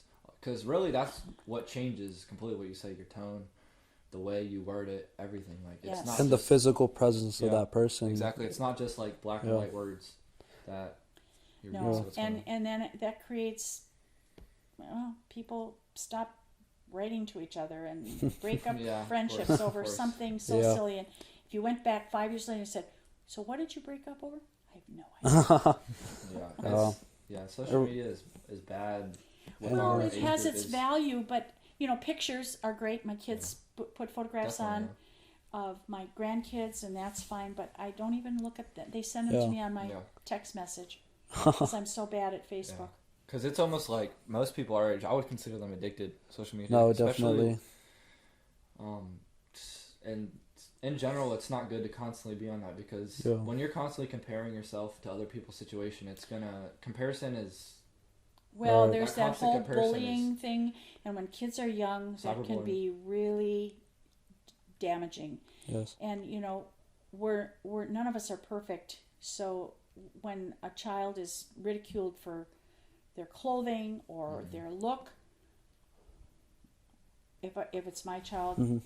that other child is going to be in trouble. Well, here's a question. A lot of people claim that, if anything, bullying was a help because if you were to bully, well, for example, he was to bully me about my situation, I'm going to feel bad about myself, but my response to that or how I take it could potentially help me. Like, like he'll say, "Oh, well, your shoes are ugly, or you're dressed ugly, your house is ugly, or something." Would you not say that depending on how people take it, it could potentially be a good thing, like because I it think could there's drive you to I- to have a better house, to have better shoes, to have. What are your Well, thoughts? or does it really matter? Because if you're a child, what power do you have? I'm thinking Right. in terms of In children. terms of children, yeah, And bullying happens in the classroom. right. Now, I'm going to ask you a personal question, Alex, and you don't have to answer it, but did you have bullying at Hickory High? Did I have bullying at Hickory High? Was it difficult? I wouldn't say so. No. Yeah. Were there people who were rude to you? Or Yeah, there's people. Yeah. But that's just normal rudeness. Right, It wasn't right. like a gang of... No. No. Because my 5-year-old granddaughter is Uh-huh. darling. And Uh-huh. And unfortunately, for some kids, she's very pretty. Mm-hmm. And I don't know if that is a negative because she's a kindergartner Right. and there are 4 girls who are picking on her Oh, wow. all the time yeah. and they make her cry. And Right. I'm wondering, what is the reason for that? Right. And they call her baby face and Oh, wow. LOL. And, Yeah. and so I think there's maybe, Oh wow.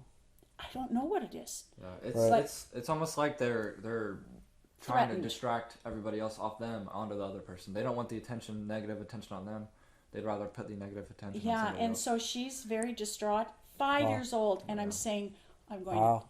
those kids are in trouble if I get up Wow. there. Wow. But I No mean, kidding. it, Wow. it starts early. It does. And so if you're on Facebook at age 8 or 9, you don't have the mental capacity to, some kids do, but a majority of kids are going to believe what they hear. Yeah. There's so many. You know, Factors, if yeah. somebody said, well, Right. you can't sing, Alex, don't sing, Right. and you're 5 years old, oh, I can't sing. That isn't Yeah. true. But Yeah. you might carry that with you for your whole Right. life. Yeah. Right. Yeah, bullying is. I feel like it was a lot different from maybe when you were in school or even your kids were in Well, school. I just had a rough neighborhood. We just beat each other up. Oh, Honestly, really? yeah. Yeah. Oh. Because like when I was in elementary school, they did a lot of like anti-bullying, like teaching in classes and campaigning, and like talked about you need to step up or like you need to tell somebody if something's going on. And so that's great. So you didn't get a lot. So yeah, there was rarely any. Oh God Yeah. bless No you. crazy in-person bullying. Obviously, there's picking but that's always gonna happen, especially with Right. boys. Boys always like we said about earlier, boys love to pick on each other, Yeah. and that was something that I always experienced growing up.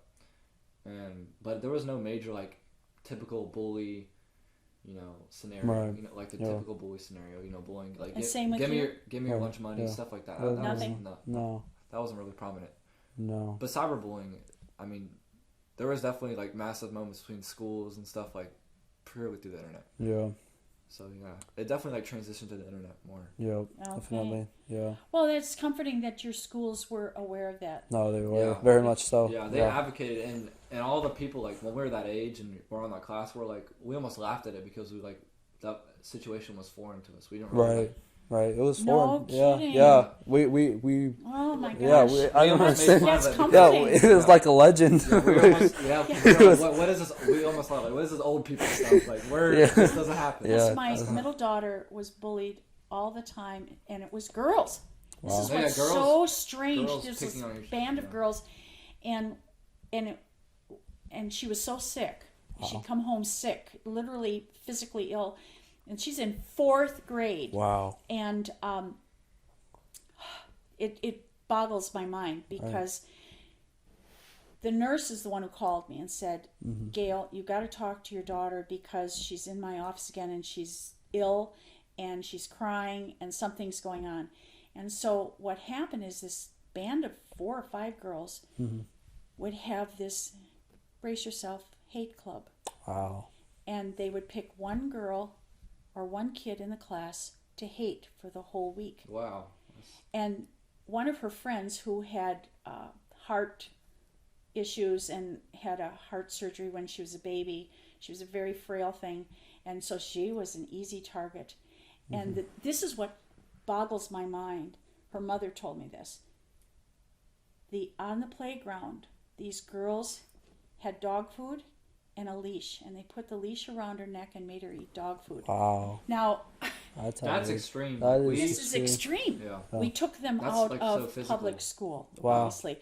But that was for the era, my daughter's in her early 40s. So that's the era that was really intense bullying. Yeah. And one boy tried to commit suicide in 4th grade. He Wow. was so bullied. So they ignored it. Wow. And so bravo that it changed. Yeah. Right. I mean, Bravo. it did help though. Like I would say that they made all the kids aware and children aware of what bullying is and what you need to do if To you're some being extent, bullied. yeah. So And you didn't have to worry about it. Right. yeah, not to the extent that they showed, but I Right. mean, everybody's been picked on or Right. and right. people. I mean, no matter what school you go to, if there's somebody with some type of problem or something weird, they even a missing finger, anything, a lisp, anything, that's people are always going to make fun of that no matter where Right. you are. We're humans. I don't know Even what though, it is. even I though mean, we I might don't know not- if we should Yeah, accept it, even- but it Yeah, I mean, is something that does happen. Yeah, Yeah. that's Right. bound. Like, I'm not saying that's a good thing or anything, but it's bound to happen. No, but always. it does happen. But if it can be stopped early on, Definitely, so that yeah. that child is taught a different behavior, Yeah. Yeah, because that it is just a different world. I'm so happy to hear that because you start yeah. because my daughter had that experience. She's so worried about her children at school, Yeah. and it's Oh, wow. comforting. I'm going to tell her what you said because there's Yeah. less of it. the emphasis definitely. I think we would agree. The emphasis is definitely more online. Like that's what you need to worry about. Right. Yeah. Like I was gonna ask you, and I want to bring this up. Like, what if you have kids? When you have kids, when are you gonna allow them phones and social media and all that? I mean, 40. And also, what do you think?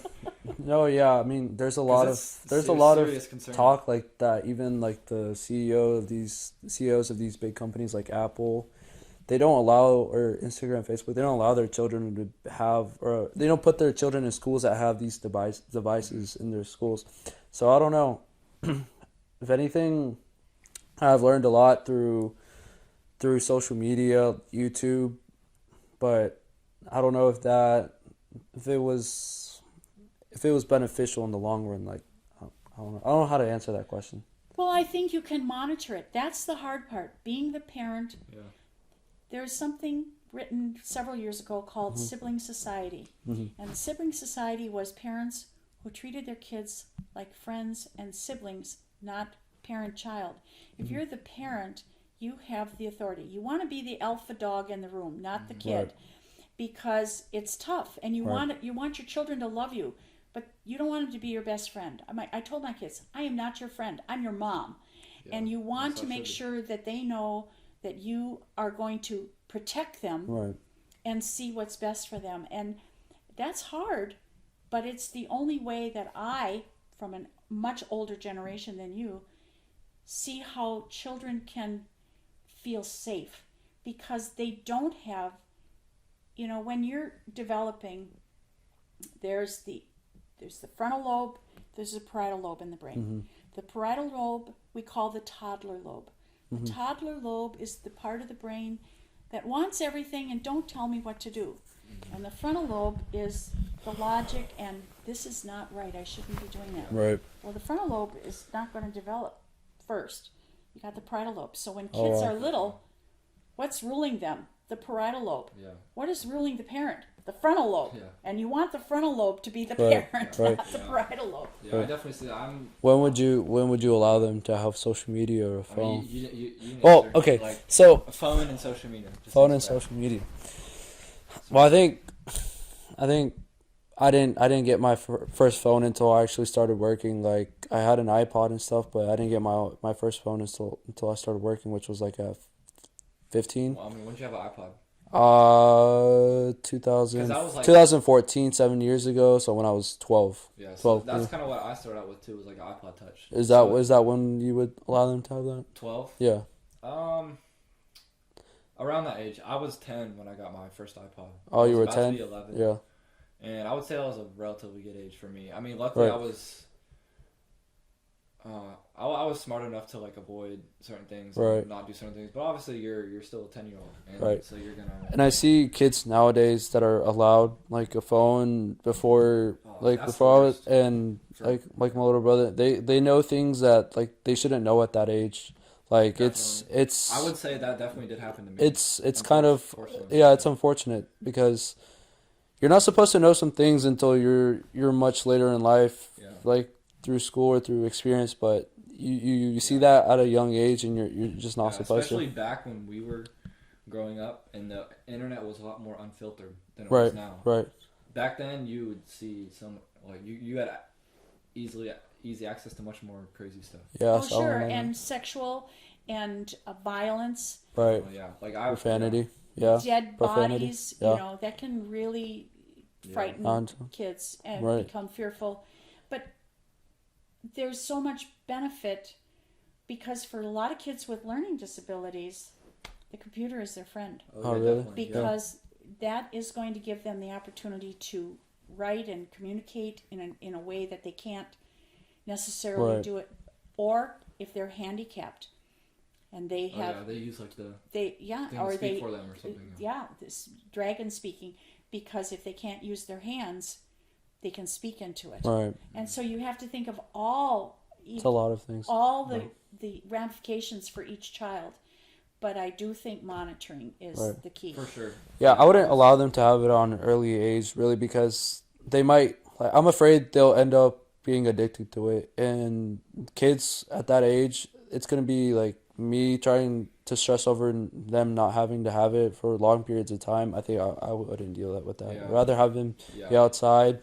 And when we were younger, like we didn't think about that side, especially from our parents' point of view, like having our best interests in mind. Right. We just obviously you're a kid, you want to do what you want, Yeah. what you feel like. Sure. So yeah, That's all it's- kids. Especially older now, you're able to realize that perspective when you think about having kids and a kid doing this. But when you're a kid, you don't.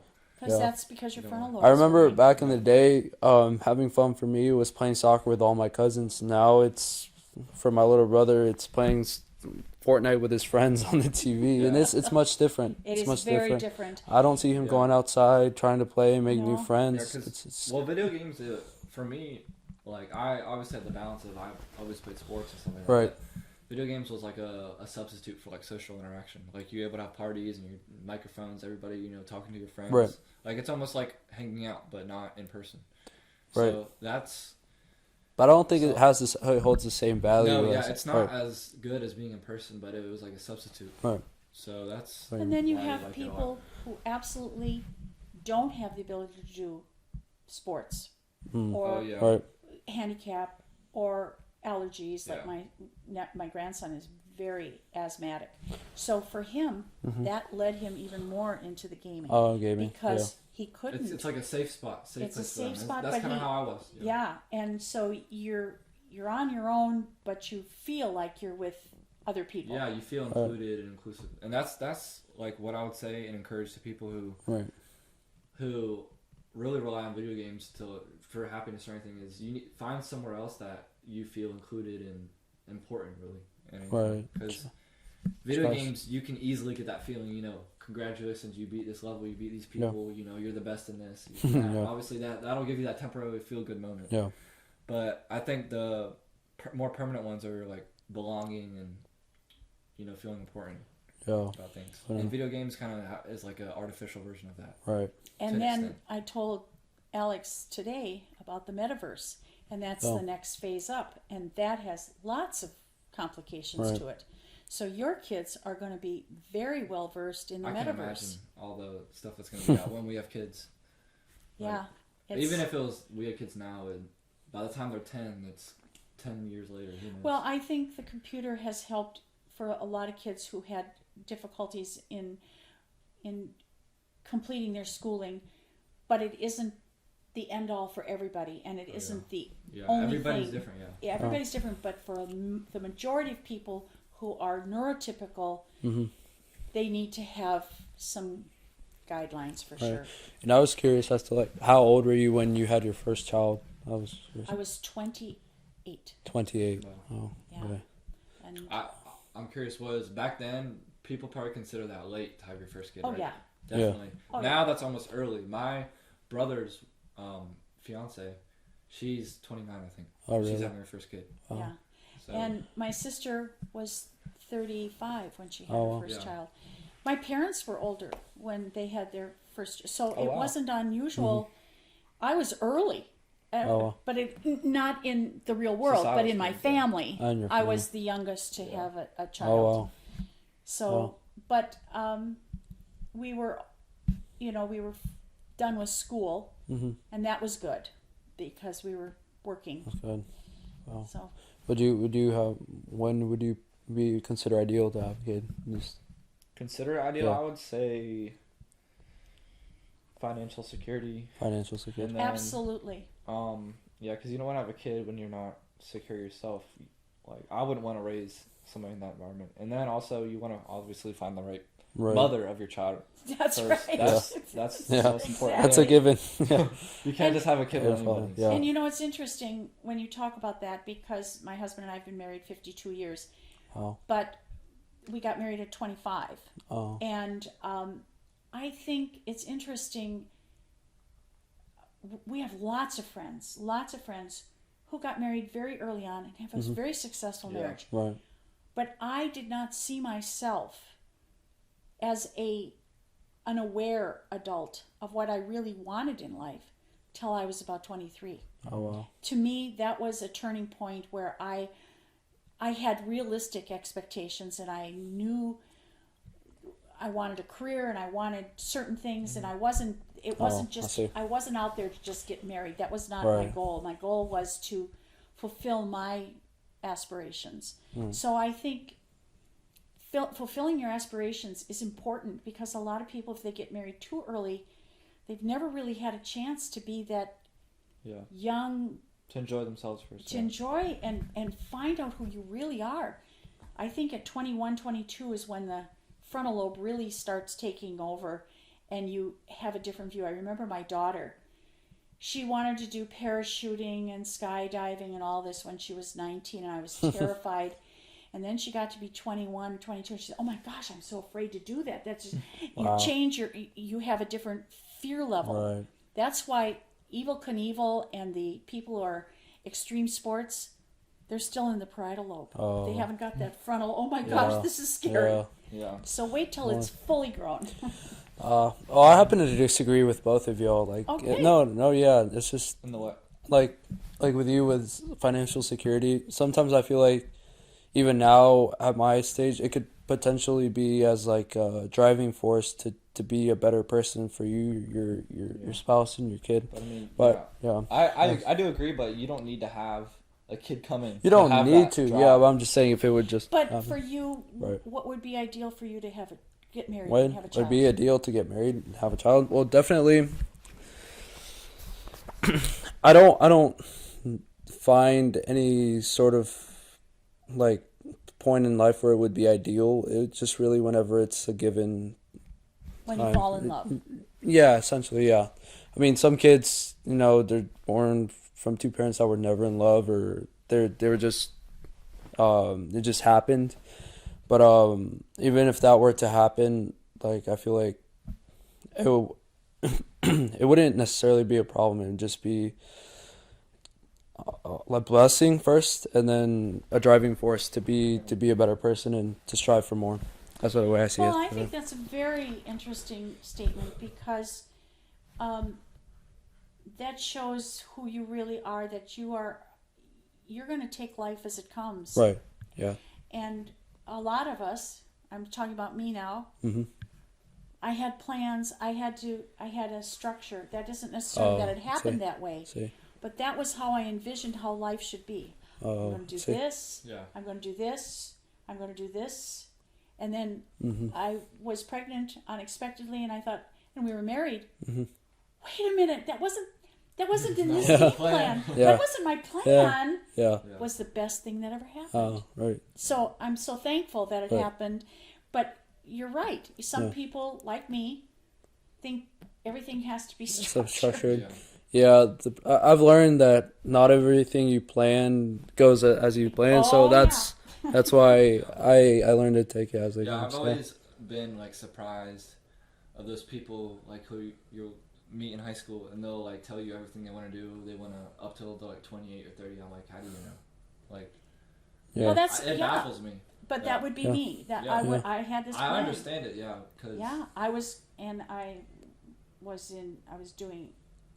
I took voice in college, and I was focused on opera and all these things. And then when we moved to New Orleans, I was in opera, and so it was just kind of like, this is the plan. Yeah. But it's Yeah. not.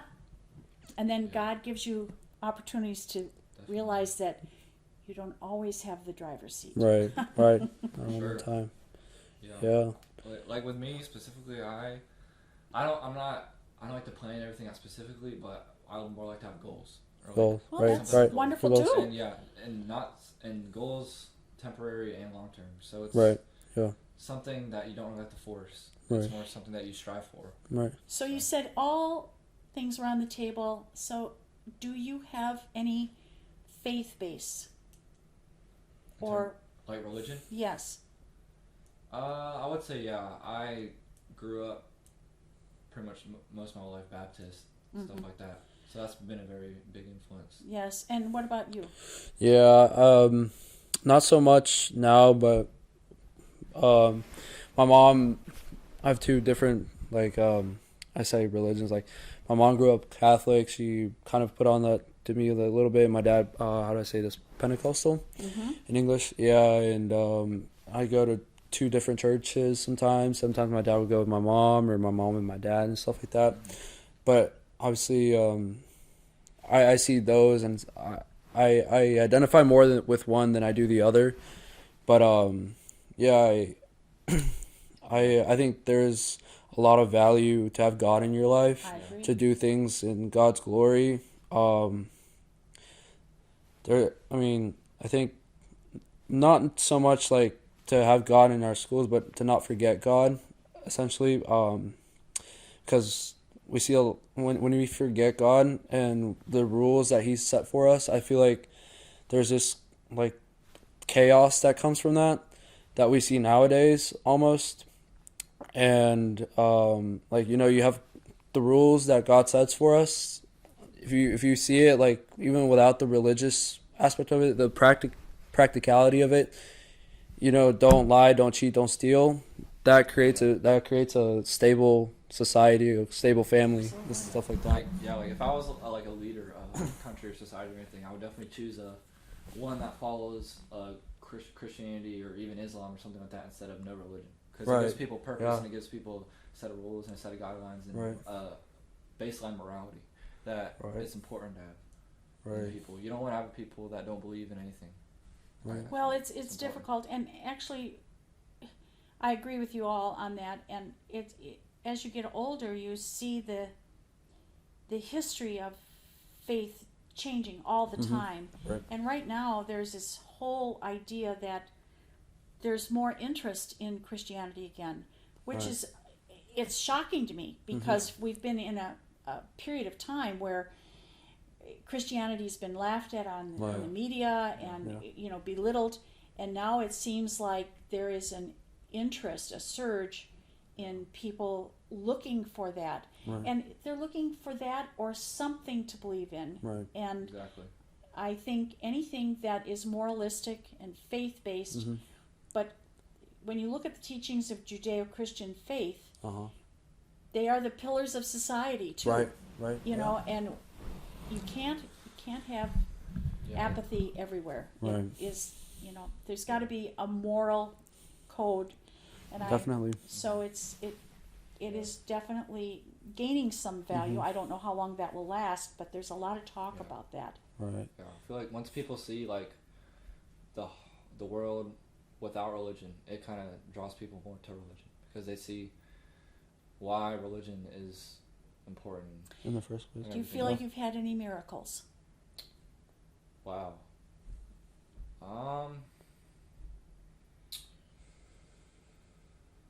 Yeah, I would say I actually talked about this with my mom recently. I had pneumonia, really bad pneumonia, for 10 days in the hospital when I was like 3 or 4. It was kind of like the cause of my asthma as well, but I remember I was one day away from them moving me to like the intensive care unit for the kids, and my mom, she said she prayed like the night before or something, and that I recover that day because the next day I would have to move to the intensive care, and that's when I was Wow. released. So Wow.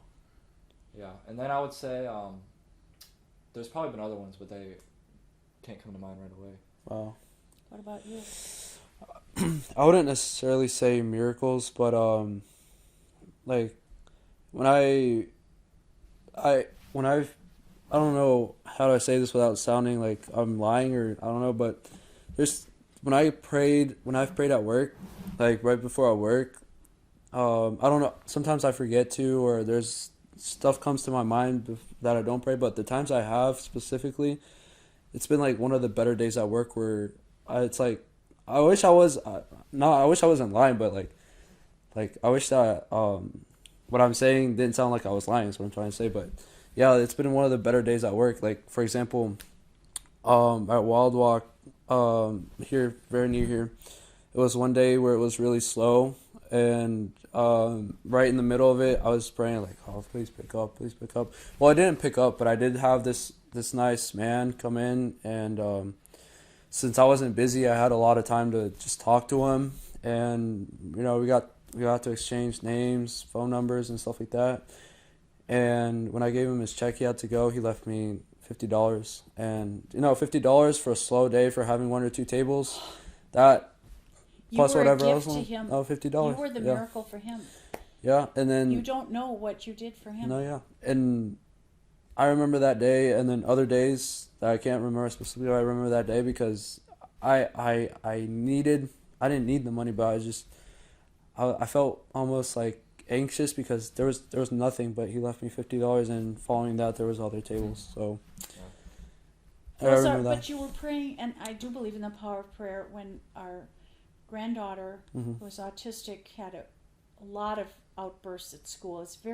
Autism is a very difficult disease, and my daughter would be called all the time. Lila's had an outburst. We've had her removed from the class, and she's in and it's very traumatic because all you want is the best for your child. Right. That's And tough. so she called because she was 4 years old, and it was a transition from felt boards to music. That doesn't sound so hard, does it? Well, Lila went berserk. And so she stood up on the table and she starts taking off her clothes and she's screaming and she's got all the other children terrified. Oh, wow. And so they had to remove her again. And my daughter gets called again and she's working and she is so distraught. And she calls me and I am so distraught. I'm crying, she's crying, it's just. So that night I'm in bed and I don't pray out loud, but I prayed out loud that night. Dear God, please help us find something for Lila. Please, dear God. I must have said it over and over because I was so upset. And the next morning I woke up and I'm not thinking of Lila. I'm not thinking of any of that. What I'm thinking about is I probably have 6,000 emails I'm going to have to erase. Wow. So I get on the computer because you know how they just accumulate. Right. The very first email, Duke University study stem cells for autistic children. Oh. I did not know God did emails. Oh. I call, this is 6 in the morning. Yeah. I look at Duke. The study is closed. There's a video of a little girl that looks just like Lila. Her behavior is the same. Wow. I then start looking for other places where they have stem cells for autism. And I find this doctor from Texas who's in Panama. And I'm watching the video of this dad talking to the doctor about how this transformed his son's life. Wow. And they give his name, and then he's from Massachusetts somewhere. And I call 411 at 7 in the morning, and I get several names of this last guy's name and his last name. And 8 o'clock, I call the first number that they've given me. And this lady answers. I said, please don't hang up on me. Are you the family that has the son who went to Panama for stem cells? And she said, yes, we are. Well, my granddaughter from that moment, 6 months later, had her first stem cells. Oh. Wow. It transformed her life. Wow. That's interesting. So was it like what type of a procedure was it? It's an infusion of about a very small amount of 10 mLs. That's like a little medication cup, but in an IV form. Right. And she could not say, she never could say she was happy. Her only expression was, I'm mad. Wow. And whether she got a gift or anything, it was, I'm mad. And I asked her speech therapist, Dana, why is it that Lila can't say anything but I'm mad? And she said, because in the brain, it's so hard for her to process what's coming in and then to translate it back out, recessive and expressive language, that the thing that she recalls easiest is the word I'm mad. Wow. Doesn't mean anything, it's just what she can then say. Yeah. She wasn't very verbal. So they said, don't expect her to have any changes the first week or maybe even first 3 months or 4 months, but you should see changes. Wow. And she was not very verbal. If you said, hi Lila, how are you? She'd say Peppa Pig. There was no correlation to what was going on. So anyway, she gets her first infusion. She gets off the little chair where she's at, and she looks at her mother, and she says, Mommy, I am so happy. She had never said that before. Wow. First infusion. Amazing. She had 4 that week. Wow. She then went to, when she loved water, that's a therapy for autistic children, for her especially. So she was going to jump in the pool to her mom, and we always used to say easy language, 1, 2, 3, go, 1, 2, 3, jump. That was the most we did. Wow. And so Lila gets up, she's going to jump in the pool, and instead of Jenna, my daughter, saying it, Lila says, 1, 2, 3, cannonball. Wow. She calls me from Panama and said, Mom, did you teach Lila the word cannonball? I said, no. But at that time, this is like 6 years ago, there was a TV ad, and I think it was the Progressive box, and he would jump in the pool, and he'd say 1, 2, 3, cannonball. So further study shows that stem cells opens up the blood-brain barrier. It's stored in the brain. Wow. It just can't come out. Oh, like And the stem cells you're talking about? Well, the stem cells opens the pathway. Okay. And so all of this information is stored in her brain. It's just locked up. It's locked up. We took her to Disney World, and she was talking more and just doing. She couldn't pucker her lips. She's now puckering her lips. She could kiss. She never was able to. I mean, incredible. So she's had 3 episodes. Today, you would not know that she had autism, except for in the areas that she still has dysfunction. She's got poor muscle control in her arms and her legs, and she has trouble reading, but she's in a regular classroom. I mean, this is prayer answered. No, yeah. There's a like, whenever I've asked God for like answers to questions that I've had, He has ways of revealing it. Like I don't personally want to say right now what it was, but it's amazing ways, and it is. It's almost unbelievable. Like those are the miracles. Those are unbelievable. Those are God's whispering all the time to us, and it's just so. I am a believer, and we all have different forms of faith, but if we keep focused on the right things, the things not to do, the things we should do for others, love other people, service, all of that. I think that's the healthy way. I don't care what somebody else's religion is. I respect that. There's a lot of religions out there. We have to respect them. And a lot of times prayer too is not always answered how you pray for it. That's right. I've had so many moments that I can't even, so many of them I can't even list them, that where you pray for one thing, and you pray for it so much for some things you pray for so long, and it finally gets solved, but not in the way you expected at all. That's right. It turned out better than you ever imagined. That's right. Absolutely. Every time we have moved, it's been a gift. Did I want to move? No. Exactly. But the gifts were given. Who knew you would end up here in Hickory talking to us, right? That's crazy. Everything happens for a reason. Right. Oh yeah. That's unbelievable. Did you always grow up Christian, or is that? My father was Jewish. Oh wow. And was terrified. I didn't know he was Jewish until I was in my 30s. Wow. But he was afraid that if people, and he went to church with us, and my mother was Lutheran, and then we became Evangelical United Brethren, and from a variety of Protestant religions. But my aunts became Catholic, and his parents came from Poland, where they were not tortured, but not treated well. And so when my father was young, he was not treated well in America, very anti-Semitic, and we had a lot of hate calls. And so I didn't know that. I didn't know why we got hate calls.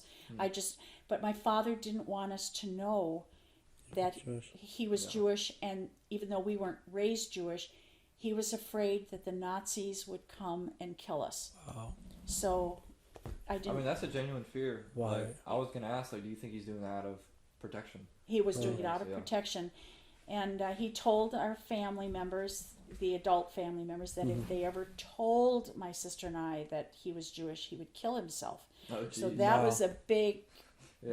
And then I had a cousin. She was old enough to be my aunt, and when I married my husband, she was not very nice. And she told me about my father. And I said, my father's not Jewish. Oh, yes, he is. And so I called my aunt when we got home, and I said, Aunt Elfrida, is my dad Jewish? Click, the phone went down. I said, oh, my dad's Jewish. And I was proud of him. He was the most wonderful human being. My aunts were wonderful. And so I feel a real affinity to the Jewish faith, but I don't practice it, but I respect it. I respect other religions. Did you ever think of practicing Judaism? No, I appreciate that they have a very grounded religion, but I'm content with my faith. I feel at peace with it. But do I love my dad and my aunts, and I think the world of them. I think God bless them. And my dad should have been able to practice Judaism all his life, and instead of being in fear. But life is full of interesting curves.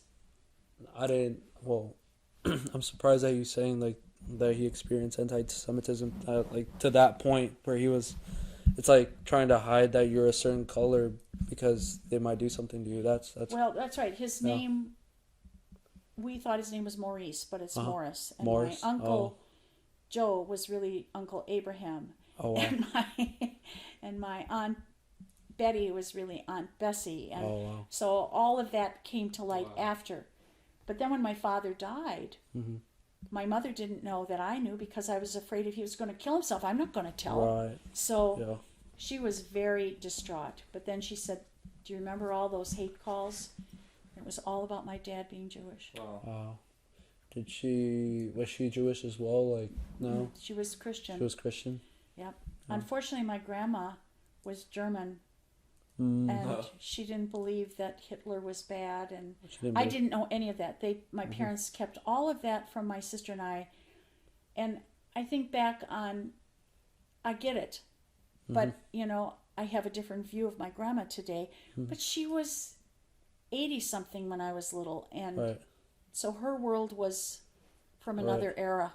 Right. But I cannot listen to Wagner very much because he was so anti-Semitic. Right. So there's certain things that, and if somebody is anti-Semitic today, I will either walk away or I'll tell Right. them my father's Jewish. Somehow I will Wow. kind of Yeah. slap them a little bit. Yeah. You know? Oh, yeah. Right. But it's interesting how people can't grasp how he was bad to even to this day. Like, it's interesting how a large group of millions of people, like, they see what he did, but they still don't understand that it was bad. I don't. You're talking about Hitler? Oh, is that? Yeah. Yeah. About Hitler? Oh, absolutely. We were in Germany. Right.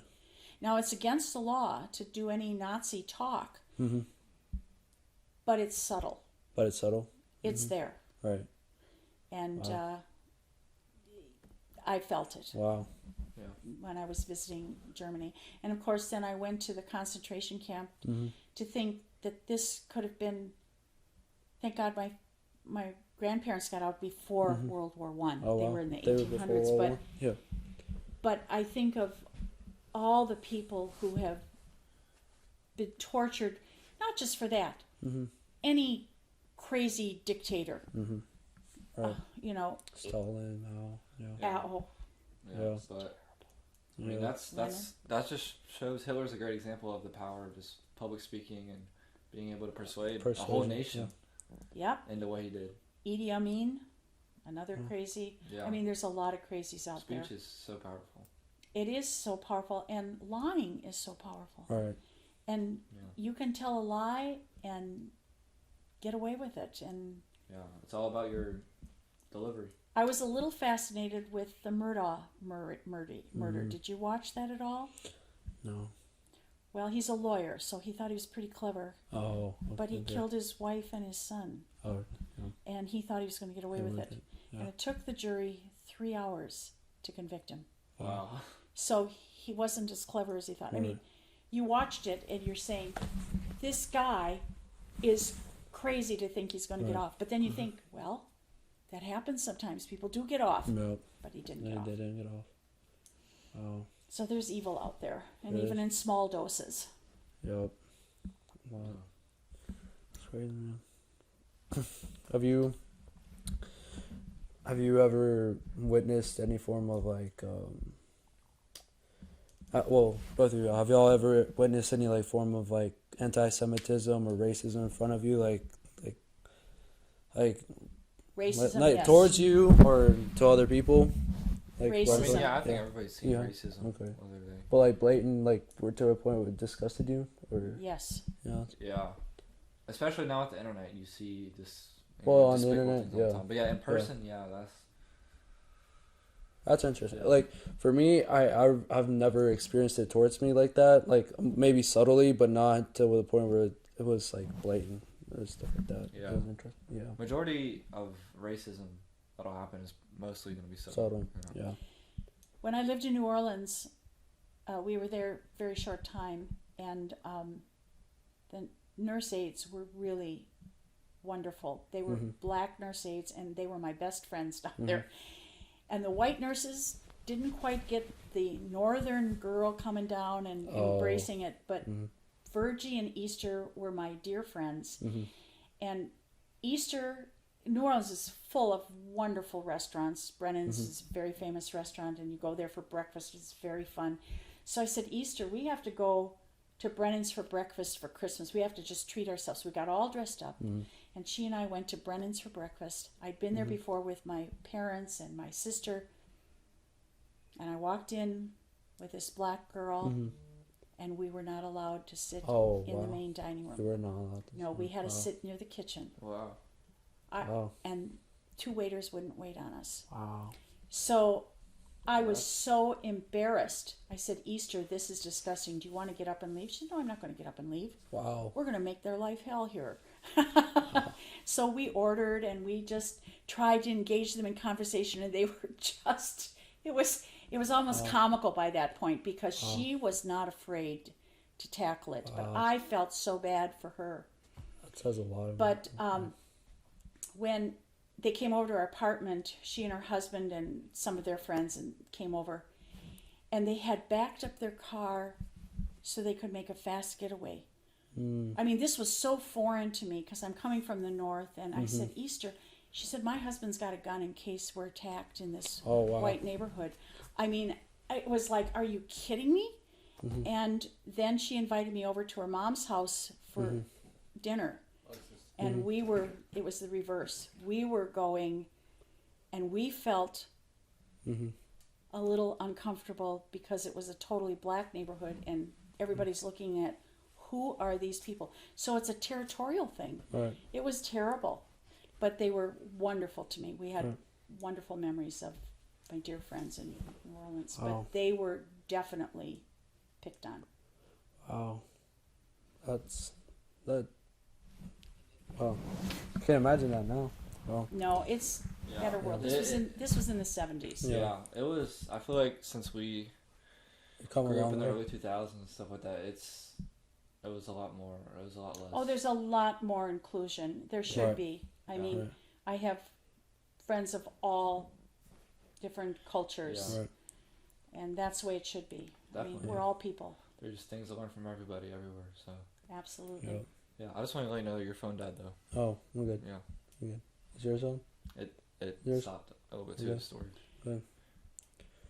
Oh, good. All right. Well, that's hit like the 2-hour mark. So yeah, it's been a minute. Yeah. So we have to do this again sometime. Thank you so much. That was really nice of you to invite me. Thank you so much.